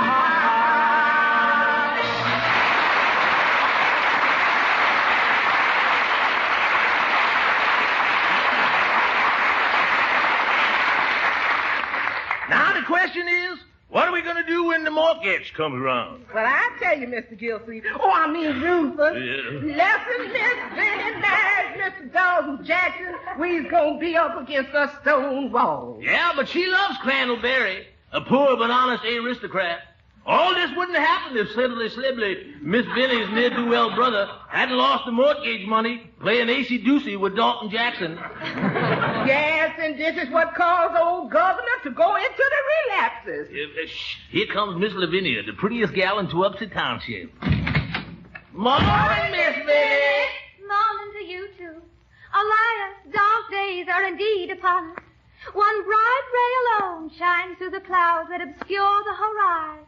Yeah, it did look like rain for a spell, but it's cleared up now. No, Uncle Rufus. I'm referring to our beautiful coast, Shasta Gold, which we hope will come home with the mortgage money when she runs into Freakness next Saturday. You mean Shasta Gold by Faster Shasta ought to go jump? Yeah. The horse that you've been a-training ever since that night Mr. Crosby left him with us. Hark! Do I hear the sound of horses' hoofs?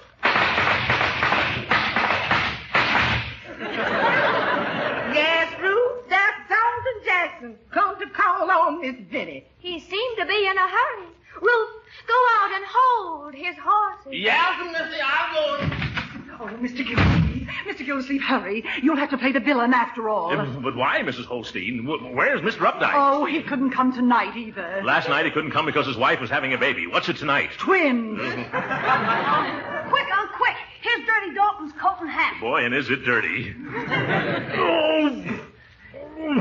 How'll I ever get this burnt cork off, Leroy? Oh, I know. Hooker, lend me a clean handkerchief, will you? Surely. Here you are, Gildy. Thanks very much. Hey, what's the idea? Quiet, Judge. There's a show going on. There you are, Mr. Gildersleeve. How soon do I go on? Not for another hour, Dottie. Oh, I'm so excited. I've been rehearsing my part for 2 weeks now, and I only hope I don't forget any of it. How many lines have you got? Only one. I run out and say, "Oh, Lavinia, your grandfather, he's thinking again." Or maybe I should say, "Oh, Lavinia, your grandfather, he's thinking again." Yes. Hurry, Unc, they need you on stage. Marjorie's run out of dialogue and she's stalling the audience. Have I got all the black off my face, Leroy? Yeah, but... Give me the plug hat. Here I come, Miss Vinnie. But jeepers, Unc, you forgot to take the burnt cork off your hand. Oh, that's right. At last, Miss Vinnie. Kindly excuse my hands. I've just been greasing my horse. To what are we indebted for this visit, Miles Jackson? Miss Lavinia, are we alone? Let me look. I feel a vague apprehension that the reddish glint in his eye bodes no good for me. Yes, we are alone, Master Jackson. Good. At last, me sinister plans will bear fruit. I've been waiting for this moment. Now I have you in my clutches. No, unhand me. Bring those foul fingers from that fair form, you cur! 'Tis Crandallberry, the poor but honest young aristocrat, he whom I love. Curses foiled again. Begone, blackguard, and remember, he who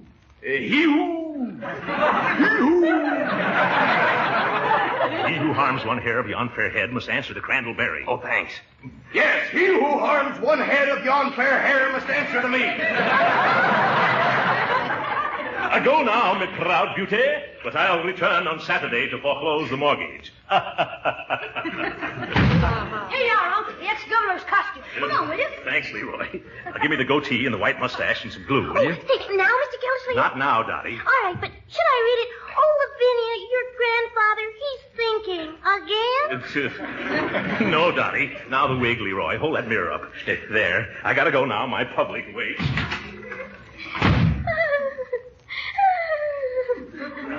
Why, Vinnie, you're crying. I just can't help it, Grandpapa.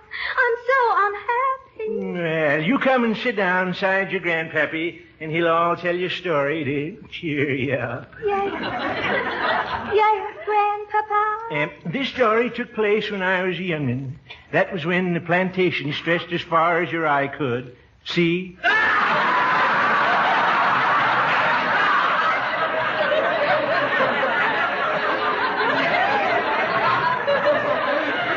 The stable hands must be enjoying themselves. Well, anyway, this is the story of Bessie. Bessie and me, we roamed the hills together. She adored me, and I guess I kind of loved her, too. For years, we were constant companions, until one day tragedy struck. Bessie stumbled in a gopher hole and broke her leg. There was nothing else to do but shoot poor Bessie. She's dead now, but there'll always be a warm spot in my heart for her. Was Bessie your favorite horse, Grandpapa? No, my child, Bessie was my first wife.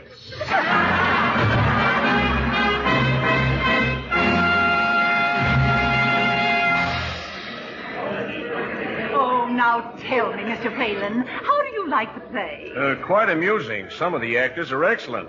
I like the old man, Governor Silsby, and also the Uncle Rufus character. They're both fine actors. But that guy who's playing the villain, he's terrible.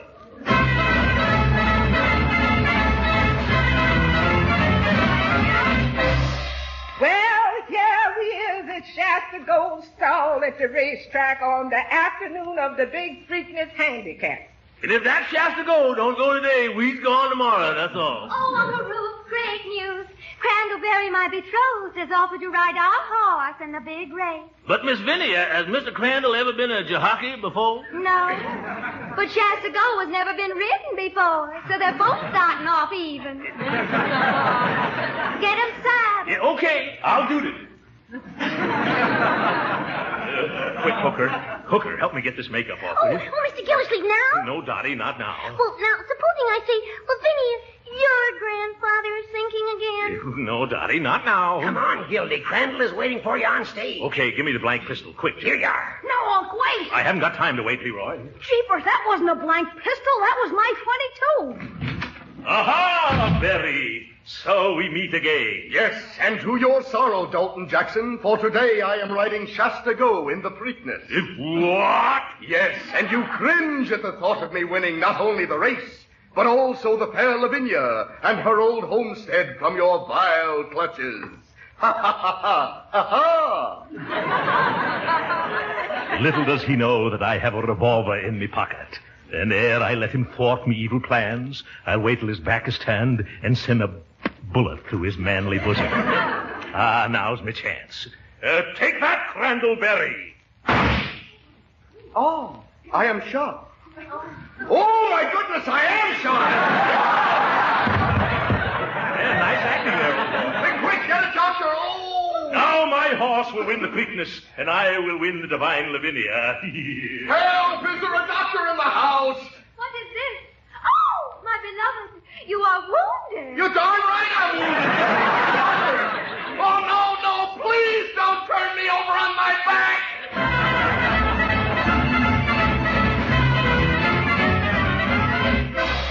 Well, here we is, still at the racetrack. Only now it's most time for the big race. Yeah, and nobody to ride Shasta Gold. Ah, misery, misery. Poor Crandall lying in a hospital bed. On his stomach. Well, how did I know it was loaded? And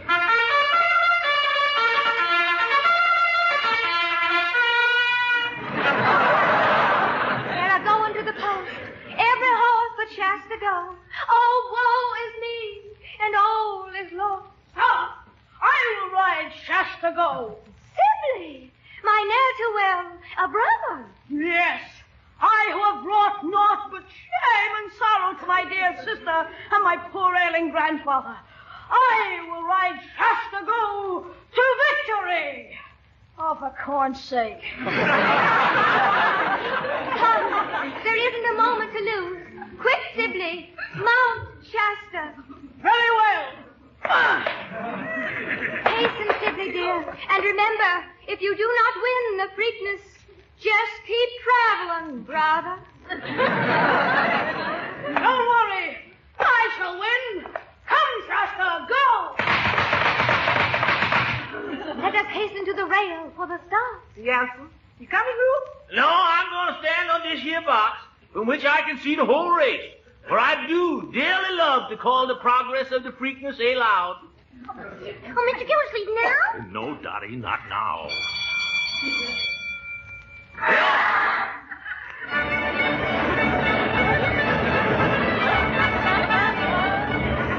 Shasta Gold broke back, beautiful start. Now she's streaking in the turn. And it's Mel's Pride first. Downbeat second and Nancy Quinn third. Shasta Gold's bringing up the rear. Now they're in the backstretch, and Shasta Gold's running a beautiful race, folks. And at the half, it's Tanglefoot first. No, Dottie, not now, second. And Dapper Dolan third. Shasta Gold's doing a sweet job of bringing up the rear, folks. And it looks like, yes, it is, Donald Allen first, Gobbledean second, and Philip L. third. Shasta Gold's finally brought the rear up. She's tearing down the home stretch, and heading for the finish. It's Philip L. first, Gobbledean second, and Robin Ann third. As they cross the finish line, it's Shasta Gold, the winner. Oh, Uncle Ruth, isn't it wonderful? Now we can pay the mortgage. I can marry Crandall and Grandpapa will get better. And Grandpapa will get better. And Grandpapa will get better. Dottie, now. Oh, Phineas, your grandfather, he's singing again. Oh, my. Quick, Uncle Rufus, rush back to the shingles and tell Grandpapa how Shasta Go won. The good news may save his life.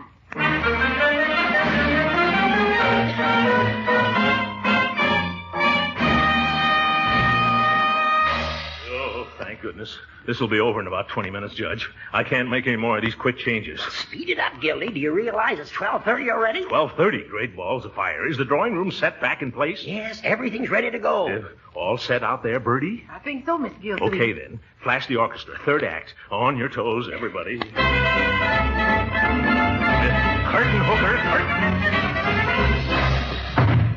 Well, here he is in the drawing room of old Governor Silsby's home, the Shingles. Hey, she isn't supposed to say that. No, that speech belongs in Act 1 at the very opening. Birdie, wrong line. And things look mighty bad for the old governor. Oh, Birdie, you're starting the whole play all over again at 12:30. I wonder where my husband, Uncle Rufus the butler, is. Oh, better off. Somebody would be here till 4 o'clock in the morning. I wonder where my husband, Uncle Rufus the butler, is. Gildersleeve, the show must go on. You've got to get out there. No, I won't. Absolutely not. Now, who could that be? Who's that knocking at the door outside? Oh, I give in. Who you expect except your joy and pride? Here we go again.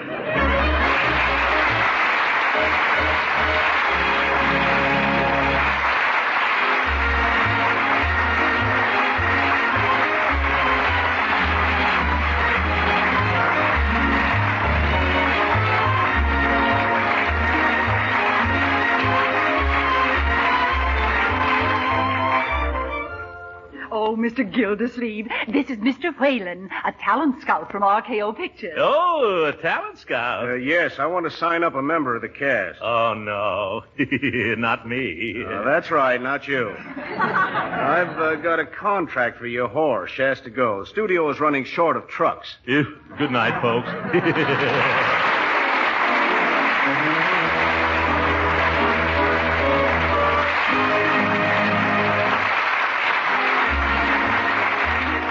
Original music heard on this program was composed and conducted by William Randolph. This is Jim Bannon speaking for the Kraft Cheese Company and inviting you to tune in again next week at this same time for the further adventures of the Great Gildersleeve. Kraft presents The Great Gildersleeve.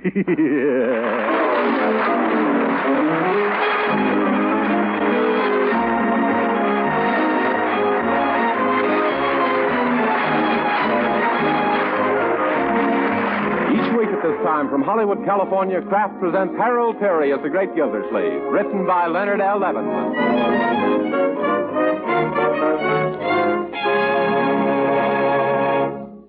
We'll hear from the Great Gildersleeve in just a moment. But first, remember that these days your family needs plenty of good, nourishing food. And of course, it's mostly the flavor of what you serve that tempts them to eat all they need. Well, flavor is something that wholesome Parquet margarine certainly has. Delicate, appetizing flavor never possible in old-time margarine. You see, Parquet margarine is the modern margarine made by Kraft. And it's outstanding because it tastes so deliciously good, whether you serve it at the table or use it for baking and pan frying. Yes, if you haven't tried Parquet, you just can't know how wonderfully good modern margarine can be. Another thing, Parquet margarine is good for you. It's a wholesome, nourishing energy food. And every pound contains 9,000 units of important vitamin A. Best of all, Parquet margarine is economical, and that's important these days when we're all saving every bit we can to buy defense stamps and bonds. Why not try a pound or two of delicious Parquet margarine tomorrow? Yes, just ask your dealer for Parquet, P-A-R-K-A-Y. It's made by Kraft.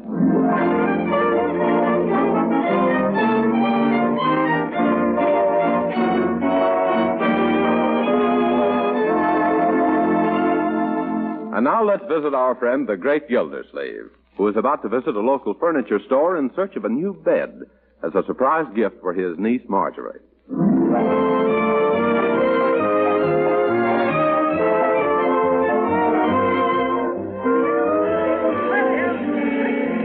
Now, I like that pink canopy bed in the window, Leroy. How about buying that one for Marjorie? Oh, no. Who'd help her put the top down on nice nights? Yes.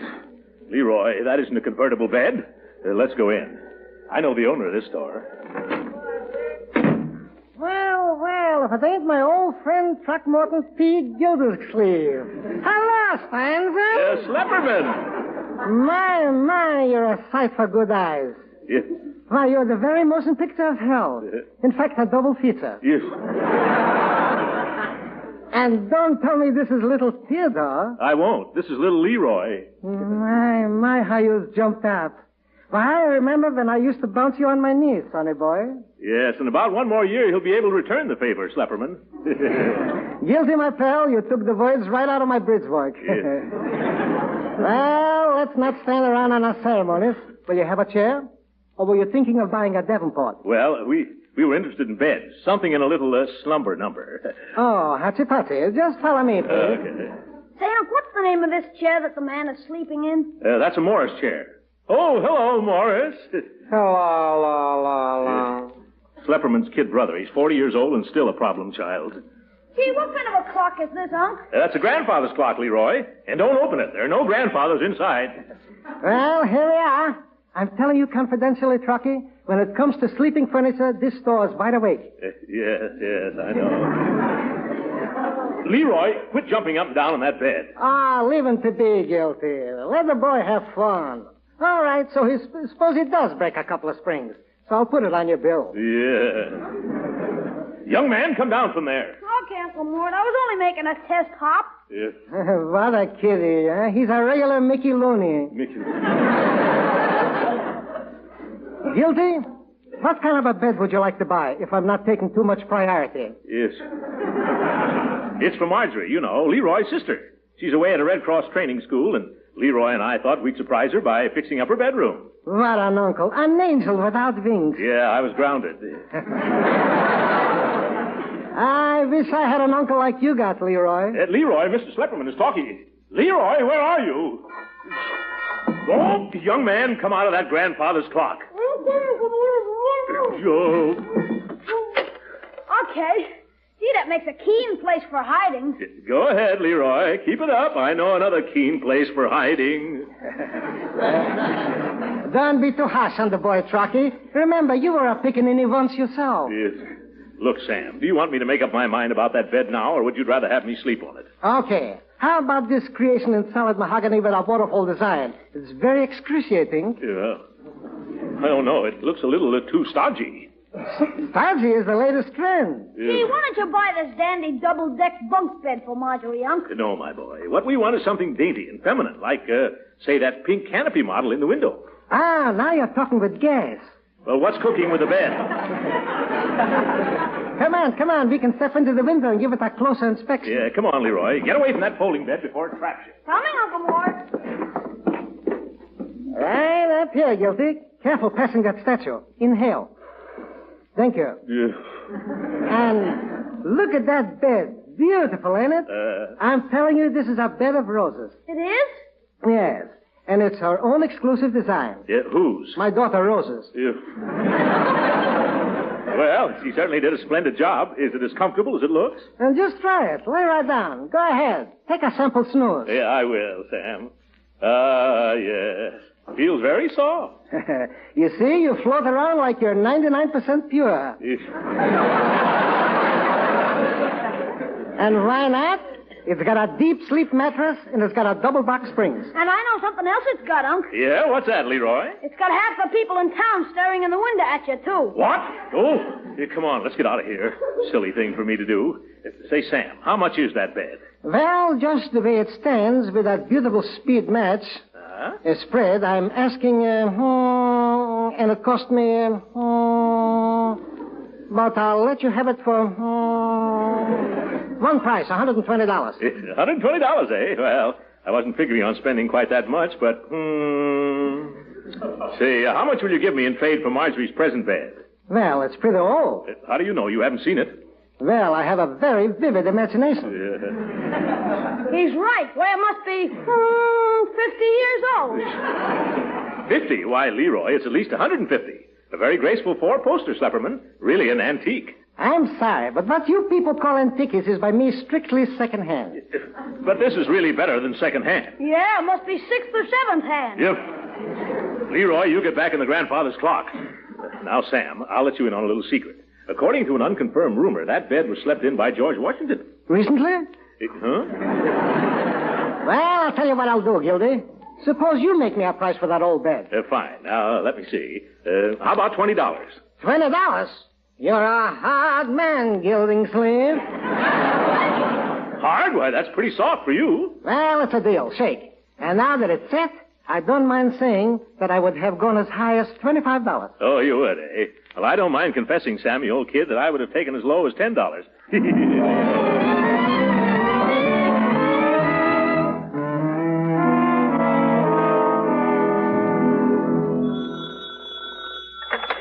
Hello? No, Marjorie's out of town. I'll tell her you called. Who is this? John? Which John? Oh, you must be a new John. Yeah. Goodbye. John Lewis. Oh, Bertie. Coming as quick as I can. Yes, Mr. Gilsleeve. Which is today's stack of messages for Marjorie? The little one, the big, thick pile is from yesterday. I never saw anything like it. That phone is busier than a burglar in a blackout. Everybody wants Marjorie. Yes, and it's worse when I'm here all alone. Hardly no time to do the cleaning or the cooking. I'm busy with my social secretary. Yeah. There's only one thing I hope. What's that, Bertie? That Miss Marge will be able to read all my writing on them messages. Why? 'Cause I can't. Yes. Nevertheless, you take care of the rest of them, Bertie. I want to see if those furniture men have the new bed set up yet.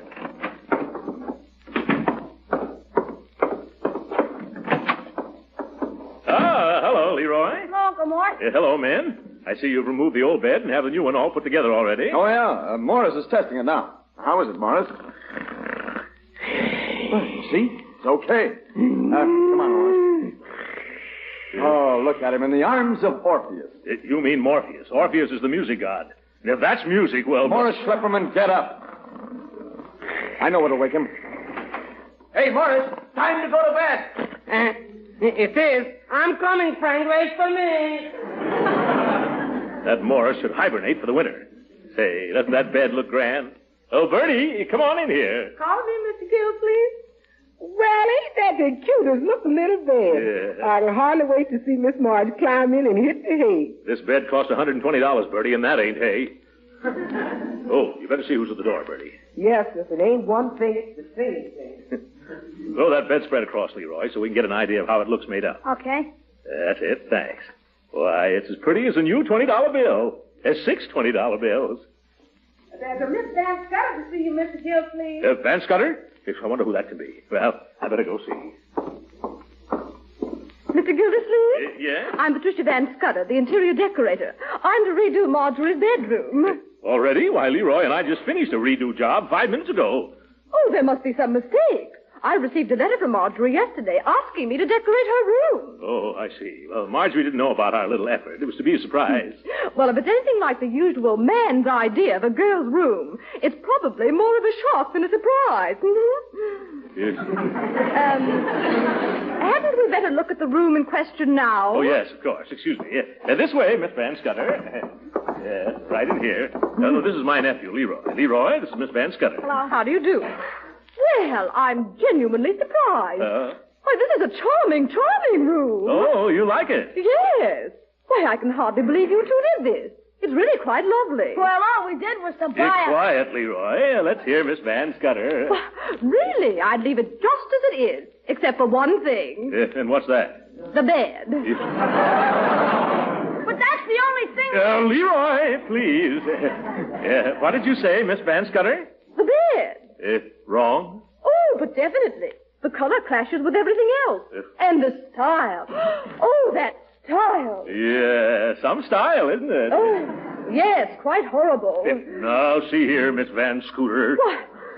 Why, to put it in this room is almost as bad as mixing Empire with Rococo. Hey, Unc, what's Empire and Rococo? I think there are a couple of racetracks. I see. Then you don't think that Marjorie would like the bed, eh? I know she wouldn't be happy in this overgrown bassinet. She wouldn't, eh? No. However, I'd be happy to go out and find you the proper bed for this room. You would? Well, maybe that would solve our little problem. Well, I'll be glad to. Meanwhile, get rid of this pink atrocity, won't you? You're still sure it won't do, eh? Oh, dear, no. Why, I'd just as soon put Hepplewhite next to Chippendale. Oh, we couldn't do that, could we? Why not, Unc? They don't speak. Oh. well, I must be going now. Don't trouble to show me to the door. Goodbye. Goodbye. Oh, our pretty pink bed, Leroy. Now I'll have to send it back. Too bad, Uncle Mort. Yes. Strange how many things there are in this world you could enjoy if only the experts didn't tell you they're no good.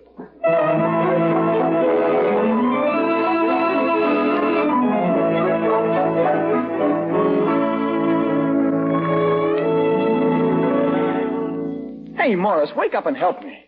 Here comes your brother. You who? Oh, yeah. Hello, Sam. At least you could open your eyes, Morris. It's bad enough to have a pill for our brother, but I got to have one that's a sleeping pill.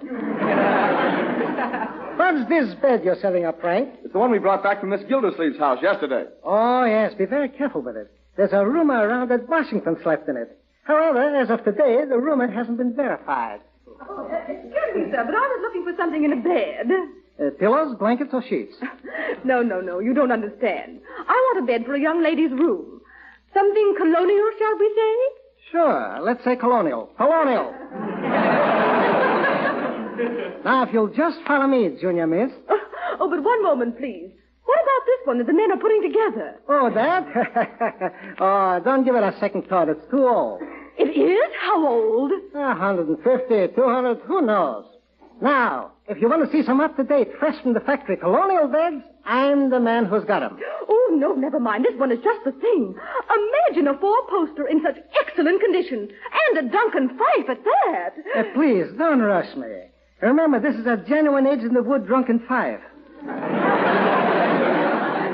Now, let me see. $30. Well, I'm sure that I can use it at that price. I know just the spot where that bed will be right at home. Suppose you send it to my shop on approval. I'm Patricia Van Scudder, dealer in period furniture. I'm pleased to meet you. I'm Samuel Slapperman, dealer in furniture, period.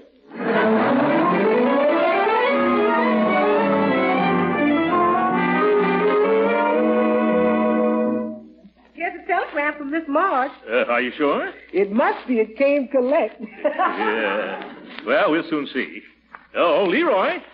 Telegram from Marjorie. Yes? What did she say, huh? Regarding redecoration, before you dispose of old bed, be sure to unscrew the left front knob and fish out my string of pearls.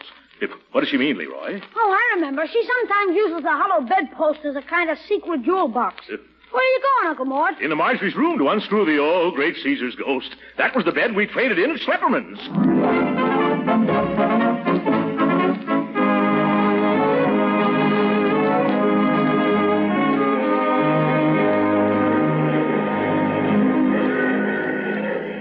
Now, Leroy, getting those pearls out of the bed in Schlepperman's is a job that requires tact and delicacy. You're right, Uncle Mort. You wait here and I'll go in by myself. Wait a minute, young man. I'm going to do this job myself. If you care to, you can come along and whistle if you see anybody coming. Okay. Any particular tune you want me to whistle? Well, no. I can just, well... Hello, stranger. Hello, Leroy. Coming back for another bed? Hello, Slapperman.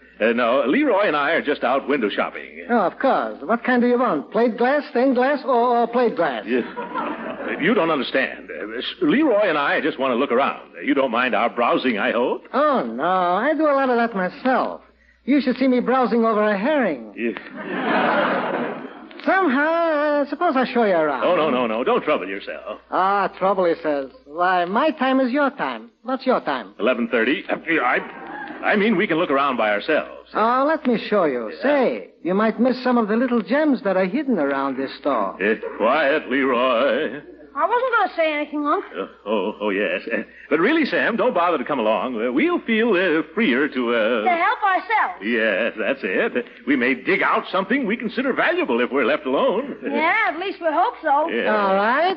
And if you find what you want, SOS me PDQ. And I'll be there in a flash for the cash. Yes. Blast for the cash. Come on, Leroy. Are we out of sight? Yeah. Can you see it, Unc? Well, here's a four-poster. But the knobs and the posts are solid. Here are some more, Unc. Good. I'll be as quiet as a little... Oh, quiet. Oh, that's me.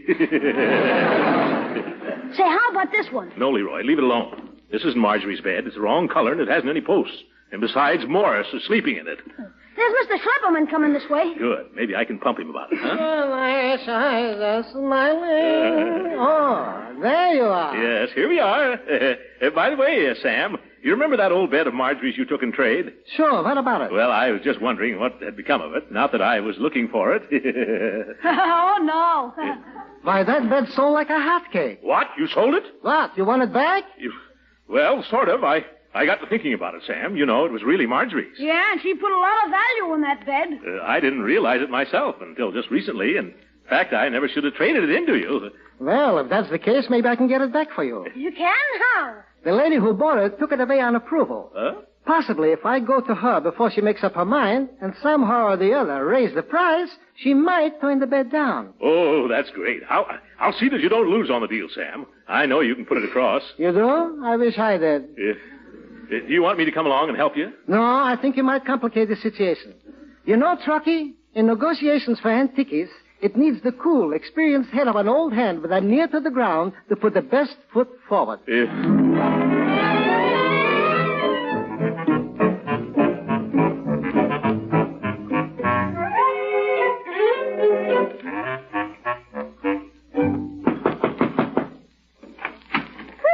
Mr. Schlepperman, come in. What can I do for you? This is just a post-driver's holiday, whatever it is, of course.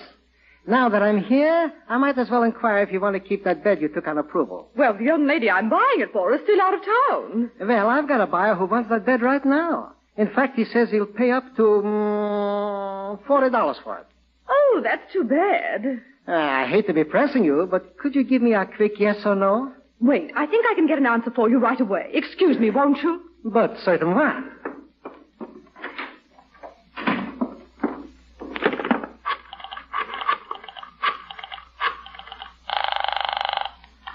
No, Marjorie isn't home yet.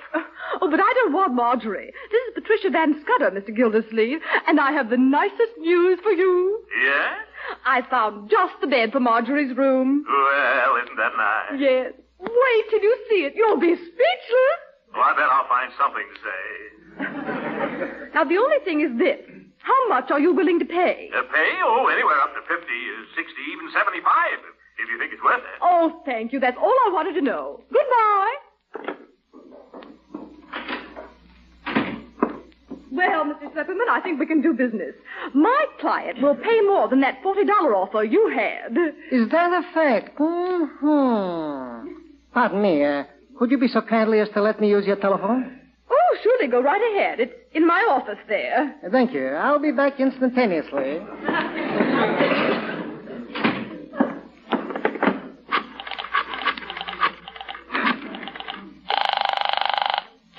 Yep. Who is it now? Hello, Truckee. This is Schlepperman. I've located that bed of Marjorie's. You have? Good. But there has developed complications. Oh, what's the trouble? Those people who have it now are willing to pay a good stiff price, maybe $50, $60. Well, I'll give you more than they will, the crooks. Whatever their bid is, I'll pay $10 more. As high as, say, $100. All right, you're the doctor. Goodbye, Doc.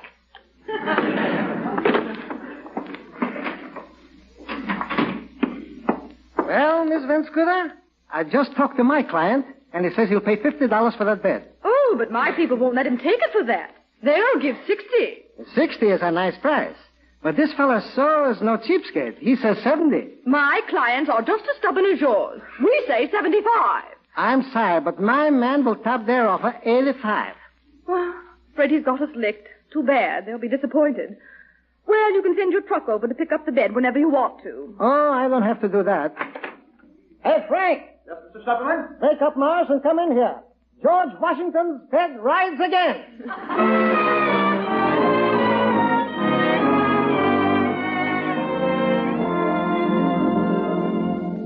Be careful, boys. Put it down easy. There you are, Mr. Gilding Sleeve. Safely and soundly. Yes, well, thank you very much, Sam. Now, if you and your men will wait outside for just a moment. Precisely. Come on, boys. At last, Leroy. Gee, which knob is it, Unc? The left front one. I've got it. Here's something. By George, it's the missing pearls. Boy, what a relief. Say, now that you have the jewels, what are you going to do with the bed? Maybe Mr. Schlepperman will buy it back. Oh, that's silly, Leroy. He just went to an awful lot of trouble persuading somebody to let me have it. Say, I've got to thank him about that. Sam, I want you to know that I appreciate all the trouble you've gone to get this bed back for me. Thanks very much. Oh, don't mention it. It was a mere trifle. On a big scale, of course. Yes. I was really up against a determined woman. For a little while, it looked like I'd have to kidnap it. Kidnap it? Is that so? Well, I wonder if she still wants the bed. Oh, yes. Why, if I walked into her place right now with that bed, she'd cover me with kisses. Heavens forbid. Well, in that case, why not let her have it? Excuse me, I don't think I heard you right. Did you say let her have it? Yes, I didn't realize she wanted it so badly. I don't want to be so selfish about all this. Well, I'll be a dog in the manger. Yes. After all I've been through, too. Guilty? If you sell it again, what will Marjorie say when she finds out? Oh, don't worry. That's all fixed. Someone has found a bed that'll make her forget all about this one. Well, that's fine. I'll take it back to the other party. Yeah? Oh, Frank! Oh, Morris! Yes, boss? Where is it? Tell me where you want. Go get the bed and put it on the truck again. But we've taken it apart and put it together 4 times already. I'm getting tired. Say, what do you want me to do? Install zippers? Go. I'm sorry to give you all this trouble, Schlepperman. What trouble? This is a dandy bed. I've done more business with this one single article this week than I have with all the rest of my stock put together.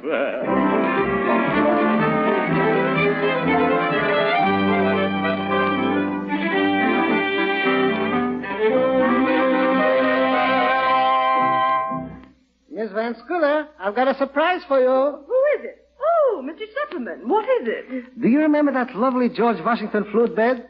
Well, I had to tuck myself blue in the face, but I got it back for you. You did? Oh, you little dear, I could kiss you. Oh, please, I'm a married man. Do you want the bed? Oh, yes. Then everything is peaches down in Florida. You mean in Georgia? Ever been to Florida? Oh, Frank! Oh, Morris! In again! Oh, there it is. Won't Marjorie Forrester be pleased when she gets this bed? Why, yes, of course. What? Are you giving this bed to Marjorie Forrester? Oh, no.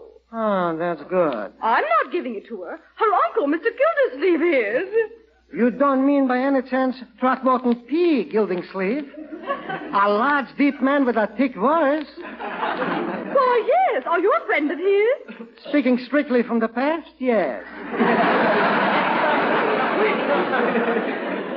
Well, the next time I see him, I'll tell him I met you. I don't think that'll be necessary. He'll know it. Well, goodbye, Miss Van Scooter. And if I don't see you again, don't take any more wooden beds.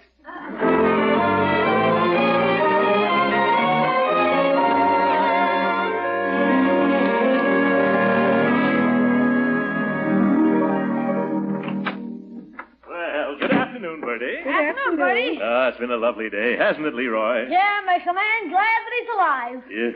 Anything happen while we were out, Bertie? Nothing, only that Van Scudder lady's in Miss Marge's bedroom with some furniture. Huh? Wouldn't let me get anywhere near it. Claims it to be a surprise for you. Oh, yes, the new bed. Well, I'm anxious to see it, Bertie. She says it's going to bowl me over. Gee, maybe it's all ready now. Come on, Unc. All right, come along, Bertie. Yes, sir. Making so much fuss over that bed, you'd think George Washington slept in it. Yeah. Who is it? Mr. Gildersleeve. Oh, just a second. It's almost ready. There. Oh, Mr. Gildersleeve. Yes? I want you to see the room properly. Ready? This better be good. Yes, I'm ready. Close your eyes. Yes? Now, I'll count 3, and then you can open them. 1, 2, 3. Well, it's very... Oh! I don't get it, lady. Don't get what? This room looks just like it did before. I know, but the bed. That's the one I had so much trouble buying for you. But that's... Oh, my. Yes, that's the same bed that was there in the first place. Oh, no. I picked this bed up at a tremendous bargain, $150. Oh, great jumping jeeps, $150. But it's absolutely authentic. George Washington slept in it. Oh! Hey, just back, old fella, lady. The hurricane is here. Oh. No. Come on. Calm down, Uncle. Yes. After all, you got back Marjorie's valuable pearl. Yeah. What's all this talk about Miss Marge's valuable pearls? There's nothing but imitation pearls. What? Oh, that makes it all the worse. I'm getting dizzy. Leroy, bring me a chair. No, here. Sit down on the bed, Uncle. Yeah. Yeah, let me help you over. Yeah. Thanks. What's this big lump under the bedspread? Morris, you get out of here. All right.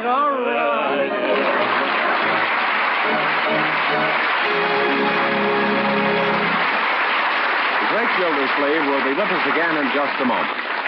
But right now, I think you men especially will agree that the evening meal is a mighty important event. Yes, after coming home in the cold from a hard day's work, plenty of steaming hot food on the table is certainly a welcome sight.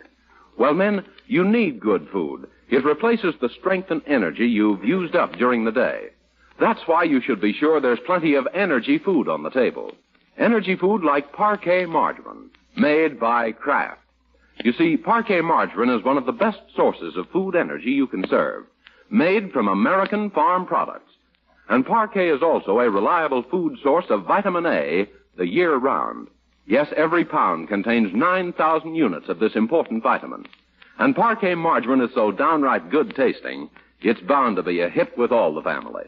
So men, why not ask your wives to try delicious Parquet margarine? They'll find it's grand for table use. A real flavor shortening for baking, too, and just about perfect for pan frying. Yes, ask them to order Parquet, Parkay. It's the margarine made by Kraft that tastes so good, yet costs so little.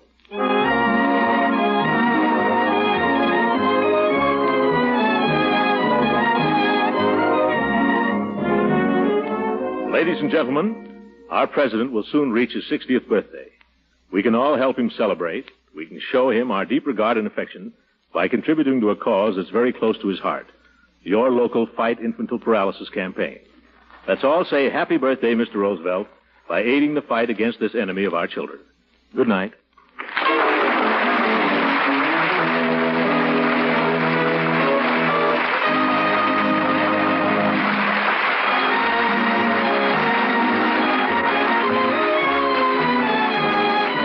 Original music heard on this program was composed and conducted by William Randolph. This is Jim Bannon speaking for the Kraft Cheese Company and inviting you to be with us again next week at this same time for the further adventures of the Great Gildersleeve.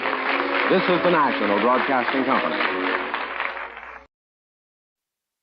Lux presents Hollywood.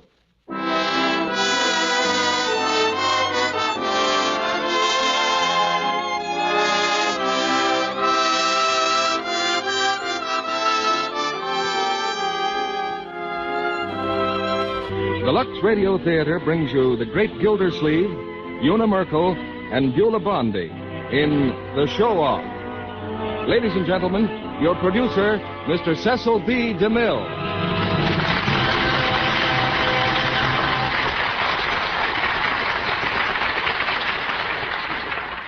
Greetings from Hollywood, ladies and gentlemen.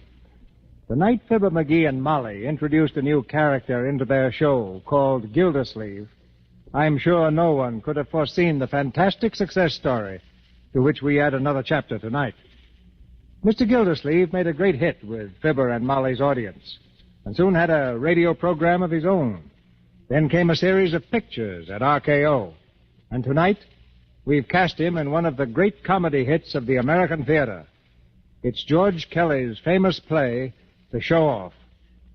And to show off the great Gildersleeve in a proper setting, we've co-starred him with Una Merkel and Beulah Bondi. You'll find another name on Gildersleeve's birth certificate, Harold Perry, to be exact. But Mr. Perry has been swallowed up by Mr. Gildersleeve to the great enjoyment of the American people. In The Show-Off, he plays Aubrey Piper, a gentleman with a talent for getting into trouble. Witness the case of his brother-in-law's invention, which you'll hear more about in just a moment. Some inventors are remembered by everyone. The names of others are lost in the fog of time. The airplane, the electric light, the wireless, any school child knows who was responsible for them. But nobody knows who invented the wheel or who invented soap. Yet someone did invent soap hundreds of years before it reached the level of perfection that's called Lux toilet soap. I leave it to you. How many modern inventions would you give up before you do without soap? In research for a picture about Cleopatra, which I made a few years ago, I discovered that she had several ladies in waiting whose job it was to help her keep beautiful. But all the wealth and power of the ancient Queen of Egypt didn't serve her half as well as the queen of any American home is served by a cake of Lux toilet soap. But now the show goes on with the show-off. And here's the first act, starring the great Gildersleeve as Aubrey Piper, Una Merkel as Amy, and Beulah Bondi as Mrs. Fisher.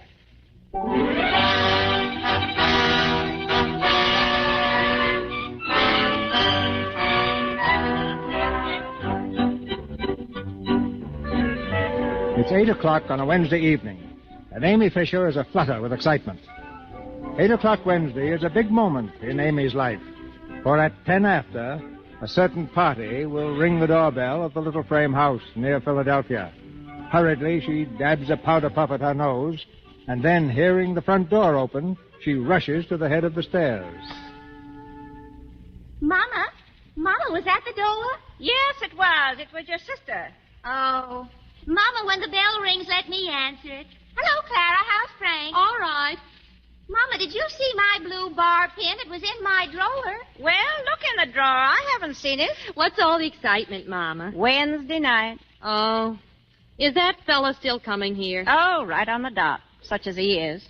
It looks like a steady thing, Clara.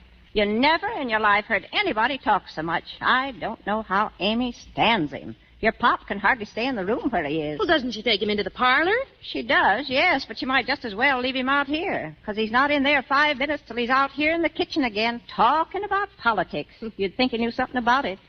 And the investment business. He's always talking about that, too. That's where he works, you know, the Billings Investment Company. He says he's head of the sales department. But I says to your brother Joe, I says, I don't know how he can be head of anything from the talk of him. Joe says he's a nut. But you don't dare say anything to Amy about him. Oh, no. She thinks he's heaven's gift to the Fisher family. And for all she knows about him, he could be a tramp in the park instead of with the Billings Company. Well, that's where he works, though, Mom. How do you know? Well, Frank knows him. You're Frank? Uh-huh. He says he eats his lunch at the same place. They're at 15th and Arch. And does he say he knows him? Why, sure. He says he's seen him around there for a long time. Frank calls him Carnation Charlie. He says he's always got a big carnation in his buttonhole and carries a cane. That's the one. He's always got it on when he comes here, too. I believe in my heart, Clara, that's what's turned your sister's head. Oh, my. Did Frank say what his name was? Aubrey Piper, I think. That's it, Aubrey Piper. Sounds more like a place than a man's name. What does he do at Billings? He's a clerk. A clerk. I knew it. Head of the sales department. Hello, Clara. Oh, hello, Pop. Well, has that nut arrived yet? Not yet, but he will. I hope to heaven he stays in the parlor tonight. I want to read my paper. And if he slaps me on the back once more, I'll kill him. That laugh of his. It's enough to drive a man crazy. What's that? Must be Joe. He's down the cellar trying to fix the radio. Joe? Is that you? Yeah. Give me a hand with the set, will you, Pop? No, I thought you was going to keep it downstairs. There isn't enough light. Okay, thanks, Pop. Well, has that screwball come in yet? Well, he certainly is a big hit with this family. Laughing Louie. He's a first-class pest, that guy. Every time I'm working on something, he sticks his nose in it. What are you doing? What are you doing? You know that formula I've been working on to prevent rust? He got his nose into that the other night, too. Next time he does it, he's going to get socked.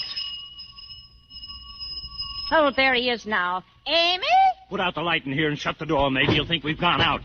Well, I've got to go. Well, go out the back door if you don't want to be here all night. Amy! Goodbye, Mom. Goodbye, Pop. Goodbye. Be quiet now. If he hears a voice in here, he'll pop in here like a jumping jack. Just a minute. Aubrey. Hello, Aubrey. Greetings on you, little girl. How's every little thing? Hitting on all three? Come in, Aubrey. Right on the job, Amy. 10 minutes past on the dot. The pride of old West Philly never misses. No, sir. I'll take your hat, Aubrey. Anything to please the ladies. Here you are. And the boy rode off with many thanks and many a backward bow. Oh, come on in the parlor, Aubrey. 1 second, little gal. One little favor. Never again will I trouble the belle of old North Philly. How about a drink of the old Aqua Pura, huh? That's water to me. Of course, Aubrey. I'll be right back. Make yourself comfortable. Don't you worry about me, little gal. Amy, shut that door. Oh, what's the matter, Mom? I just want to get a drink of water for Aubrey. Listen, Amy, I don't want that fella popping in here. Hi, good evening, ladies and gents. Yeah. Oh. Stay right where you are, folks. Right where you are. Going right out of the next train. How are you, little mother? Evening, Pop. Hiya, Joe. Hello. Amy, step on the gas with the old Aqua Pura. Man's got to have a drink. How about it, Pop? You'll stay with me on that, eh, Pop? Oh. Listen, I don't like to be slapped on the back. Yes, sir. Yes, sir. I want to tell you this is a very pretty little picture of domestic felicity.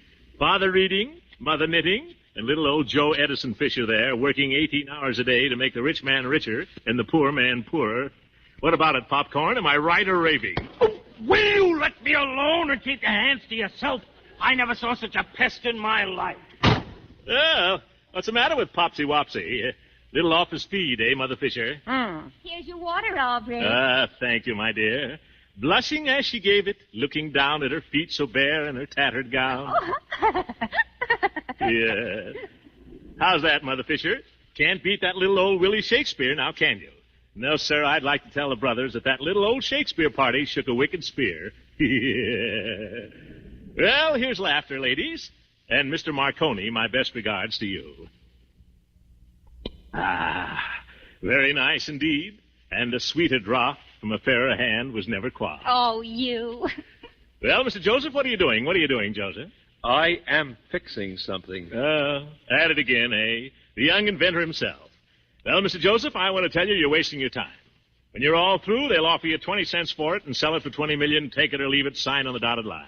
Yes, sir. That's exactly what they did to little old yours truly here. 20 Lincoln Anacondas for a formula that would have solved the greatest problem before the industrial chemical world today. What kind of a formula? Why, a formula to prevent the rusting of iron and steel. A solution of vanadium and manganese to be added to the metal in its molten state instead of applied externally. Where did you hear that? Hear what, my boy? About a rust preventative using vanadium and manganese? Little idea of my own. Yeah. You heard it right here in this room. I was talking about it last Sunday. Oh, you thought of it too, eh? Well, just goes to show you, Joe, great minds run in the same... Oh, shut up. You give me a swift pain. I love that boy.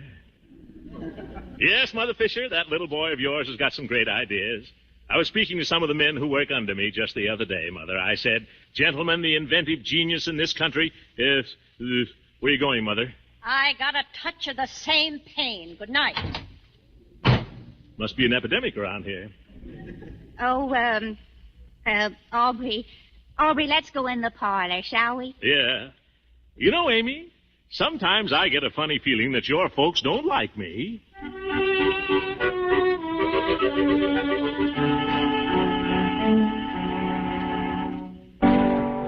Many brave hearts are asleep in the deep, so beware,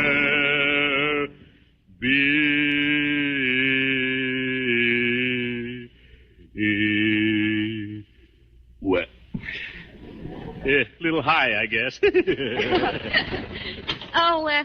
Yes, Mother, do you want something? I just wanted to tell you that it's nearly 12 o'clock. We're all going to bed around here. I was just about to take my reluctant leave, little Mother. Well, I don't want to hurry you. Not at all, not at all. In fact, the recent outburst was in the nature of a farewell concert. The little old song at twilight, you know, Mother Fisher, to soothe the savage beast. Yeah. Come on, Aubrey. I'll walk to the gate with you.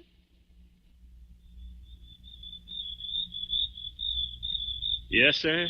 Yes, sir. It's a beautiful night, all right. Oh, isn't it? Look at that moon up there, Amy. Is that a moon or is that a moon? I say it's a moon. Oh, it's beautiful. Yeah. You know, it's times like this when a man gets to thinking, Amy. Does he, Aubrey? Yes, sir. That old moon up there makes you think a lot of things. A man's got to be pretty careful. Oh. But when a man's knocked around the world like I have, a man gets pretty wise.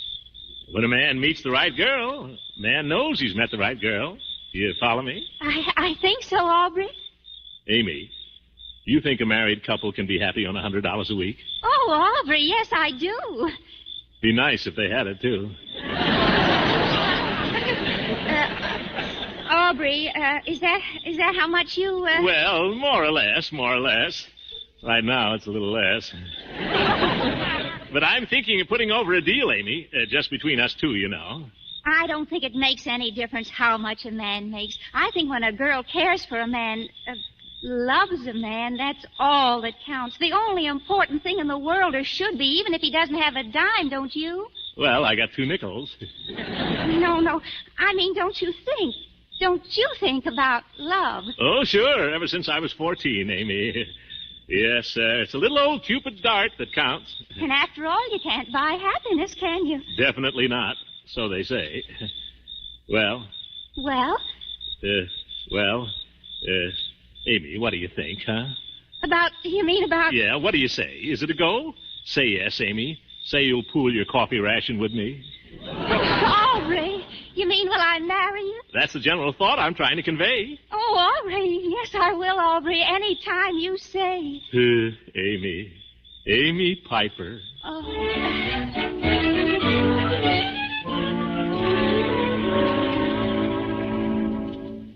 I'm not going to let you do it. I won't stand for it. Oh, Mama, stop it. I'm going to marry him, and that's all there is to it. But you don't even know him. You don't know what he does or how much he makes or anything about him. I don't have to. I know I like him, and that's enough. All right.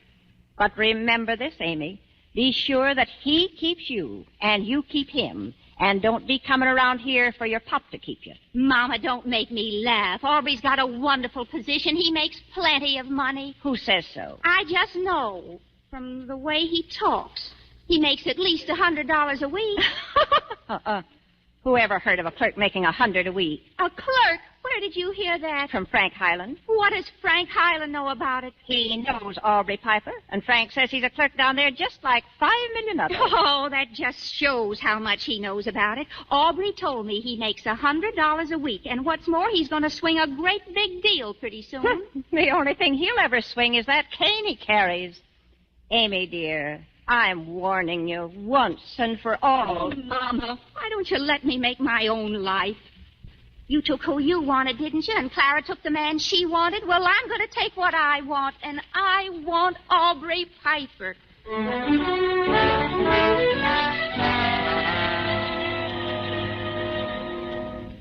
So you'd like a raise, eh, Piper? Well, that's the general idea I was trying to convey, Mr. Williams. What for? Well, the way I figured is this. A man's going to get married. Well, when a man gets married, he's got to have enough to support a wife, right? Right. And I figure about $100 a week, maybe a little more. How much do you make now, Piper? 35. Not very much, Mr. Williams. No, it isn't. But this investment business isn't what it used to be either. Yes, sir, but... 35 is all you're worth, Piper. But, Mr. Williams... From what I've seen of your ability, it's more than you're worth. Yes, sir. Now, would you like 35 or nothing at all? No, sir. What makes you think you're entitled to a raise? Well, You don't have to get married, do you? No, sir. Then put it off for a while. Yes, sir, but That's all, Piper. That's all. Goodbye. Yes, sir. Yes, sir. Hey, Piper. Yes, sir. Yeah. Huh? Look, how did it go? Where did you get the raise? Oh, the raise. Oh, yes. We talked it over, the boss and I. He's going to sleep on it. I hope he has nightmares. Oh, gee, pretty lucky, Piper. Well, there's nothing to it if you got the right approach, Fred. I got in a good word for you, too. Yeah? Oh, gee, thanks. Well, I'll go to lunch now. Got to feed the old furnace, you know. See you around, Fred. Yeah.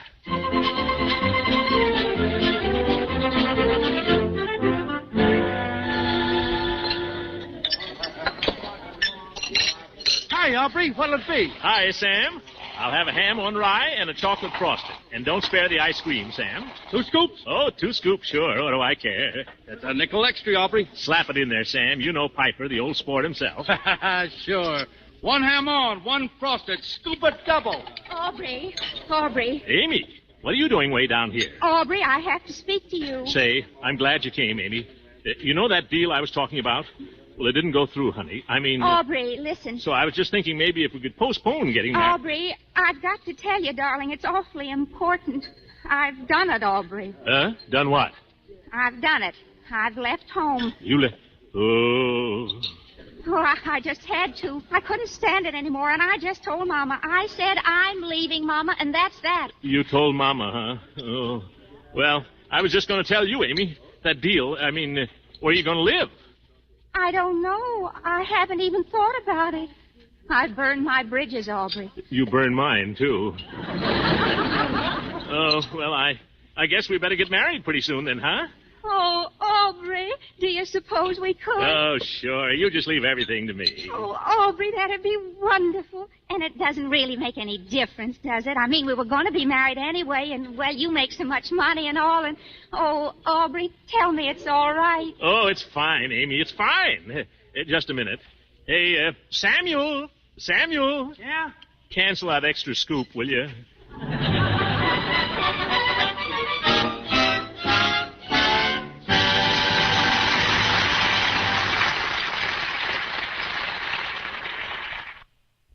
Act 2 of The Show-Off, starring the great Gildersleeve as Aubrey Piper, Beulah Bondi as Mrs. Fisher, and Una Merkel as Amy.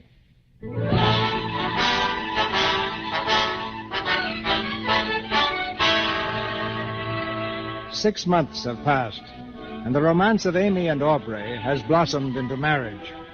Amy is too proud to admit it to her family, but she has discovered, as wives sometimes do, that her mate is more talk than action. He's not the head of his department, nor does he earn the expected $100 per week. And now, in the Piper kitchenette, the financial question has again reared its ugly head. Bills. Aubrey, what are we going to do? How's the coffee coming along, Amy? Boy can't be late to work, you know. Aubrey, listen to me. Sure, what's on your mind? Aubrey, we've just got to get some money. We can't go on like this any longer. Why not? We've been getting along fine. Have we? Look at this. We owe $30 to the butcher, $23 to the grocer, $8.10 to the milkman, and the janitor was here about the rent again. I'll speak to him on the way out. On your way out is right. He's going to throw us out Friday. You mean he's threatened us? Why, he can't get away with that. I'll break the lease. That's what I'll do. How about a piece of toast, honey? Aubrey, he can get away with it. We've got to pay up or get out. All right, we'll get out. I never liked this place anyway. The bathtub gurgles. Have you got any peanut butter? Aubrey, how can I make you understand? Listen, honey, do me a favor, will you? Forget about it. Everything's going to be fine. Is it?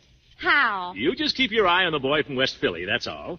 Now, I didn't want to mention this, but I'm working on a deal right now that'll put us right up there on top. Where's the jelly? What kind of a deal, Aubrey? Never mind, you'll see. But I want to know. Well, it's a little idea I've had in the back of my head for a long time. What idea? It's pretty technical, Amy. Aubrey, tell me, what is it? Well, it's a rust preventative. A combination of magnesium and vanadium added. Oh, Aubrey, that's Joe's idea. That's the thing he's been working on for years. Oh, beat me to it, eh? Well, the more power to him. Oh, Aubrey.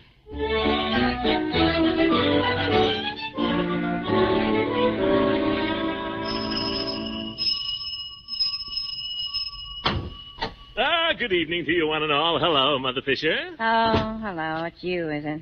What's the good word, Mother? Been siphoning out any gas tanks lately? Where's Amy? Is she here? No, ain't she home? No, I just came by there. Well, she ain't been here today. She was saying this morning she thought she'd go out and look for a house today. I suppose she hasn't got back yet. I wanted to take her to the movies. I got the loan of Harry Albright's car. Did you say she was out looking for a house? Yeah, we got to get out of that place we're in. The Acme Machine people have bought the whole block. They're going to put up a new factory there. How soon do you have to get out? Friday. I mean, as soon as we can find another place. Well, I'm afraid you won't find it so easy to get a place as reasonable as that again in a hurry. I don't want a place as reasonable as that. I want a real home, Mamma Mia. Something with ground around it, where I can do a bit of tennis in the evening. Well, if you do, you'll pay for it. That's exactly what I expect to do, Mother Fisher. Not giving you a short answer, of course. That's exactly what I expect to do. And no more of the old first-of-the-month business for this growing boy. He's all washed up, signed on the dotted line. I'm going to buy, Mother. Buy? Buy what? A house, Mother Fisher. A real little home. You ought to go out along the boulevard some Sunday. Some fine little buys out there. Well, there's no danger of your going out along the boulevard except for a walk. Well, a lot of people out that way, Mother. And a man's got to live someplace. Well, if he's wise, he'll live where he's able to pay for it. Besides, you haven't got any furniture for a house, unless you don't mind sitting on the floor. The matter of furniture nowadays, little Mother, is a very inconsequential item. It still costs money, don't it? Money. That's something that never worries me. I know, but it worries me. Yeah. How are you going to buy furniture when you haven't got any money to even buy a house? Don't fret, Mater. There's things in the wind. Things in the wind. Well, there ought to be. There's plenty of it.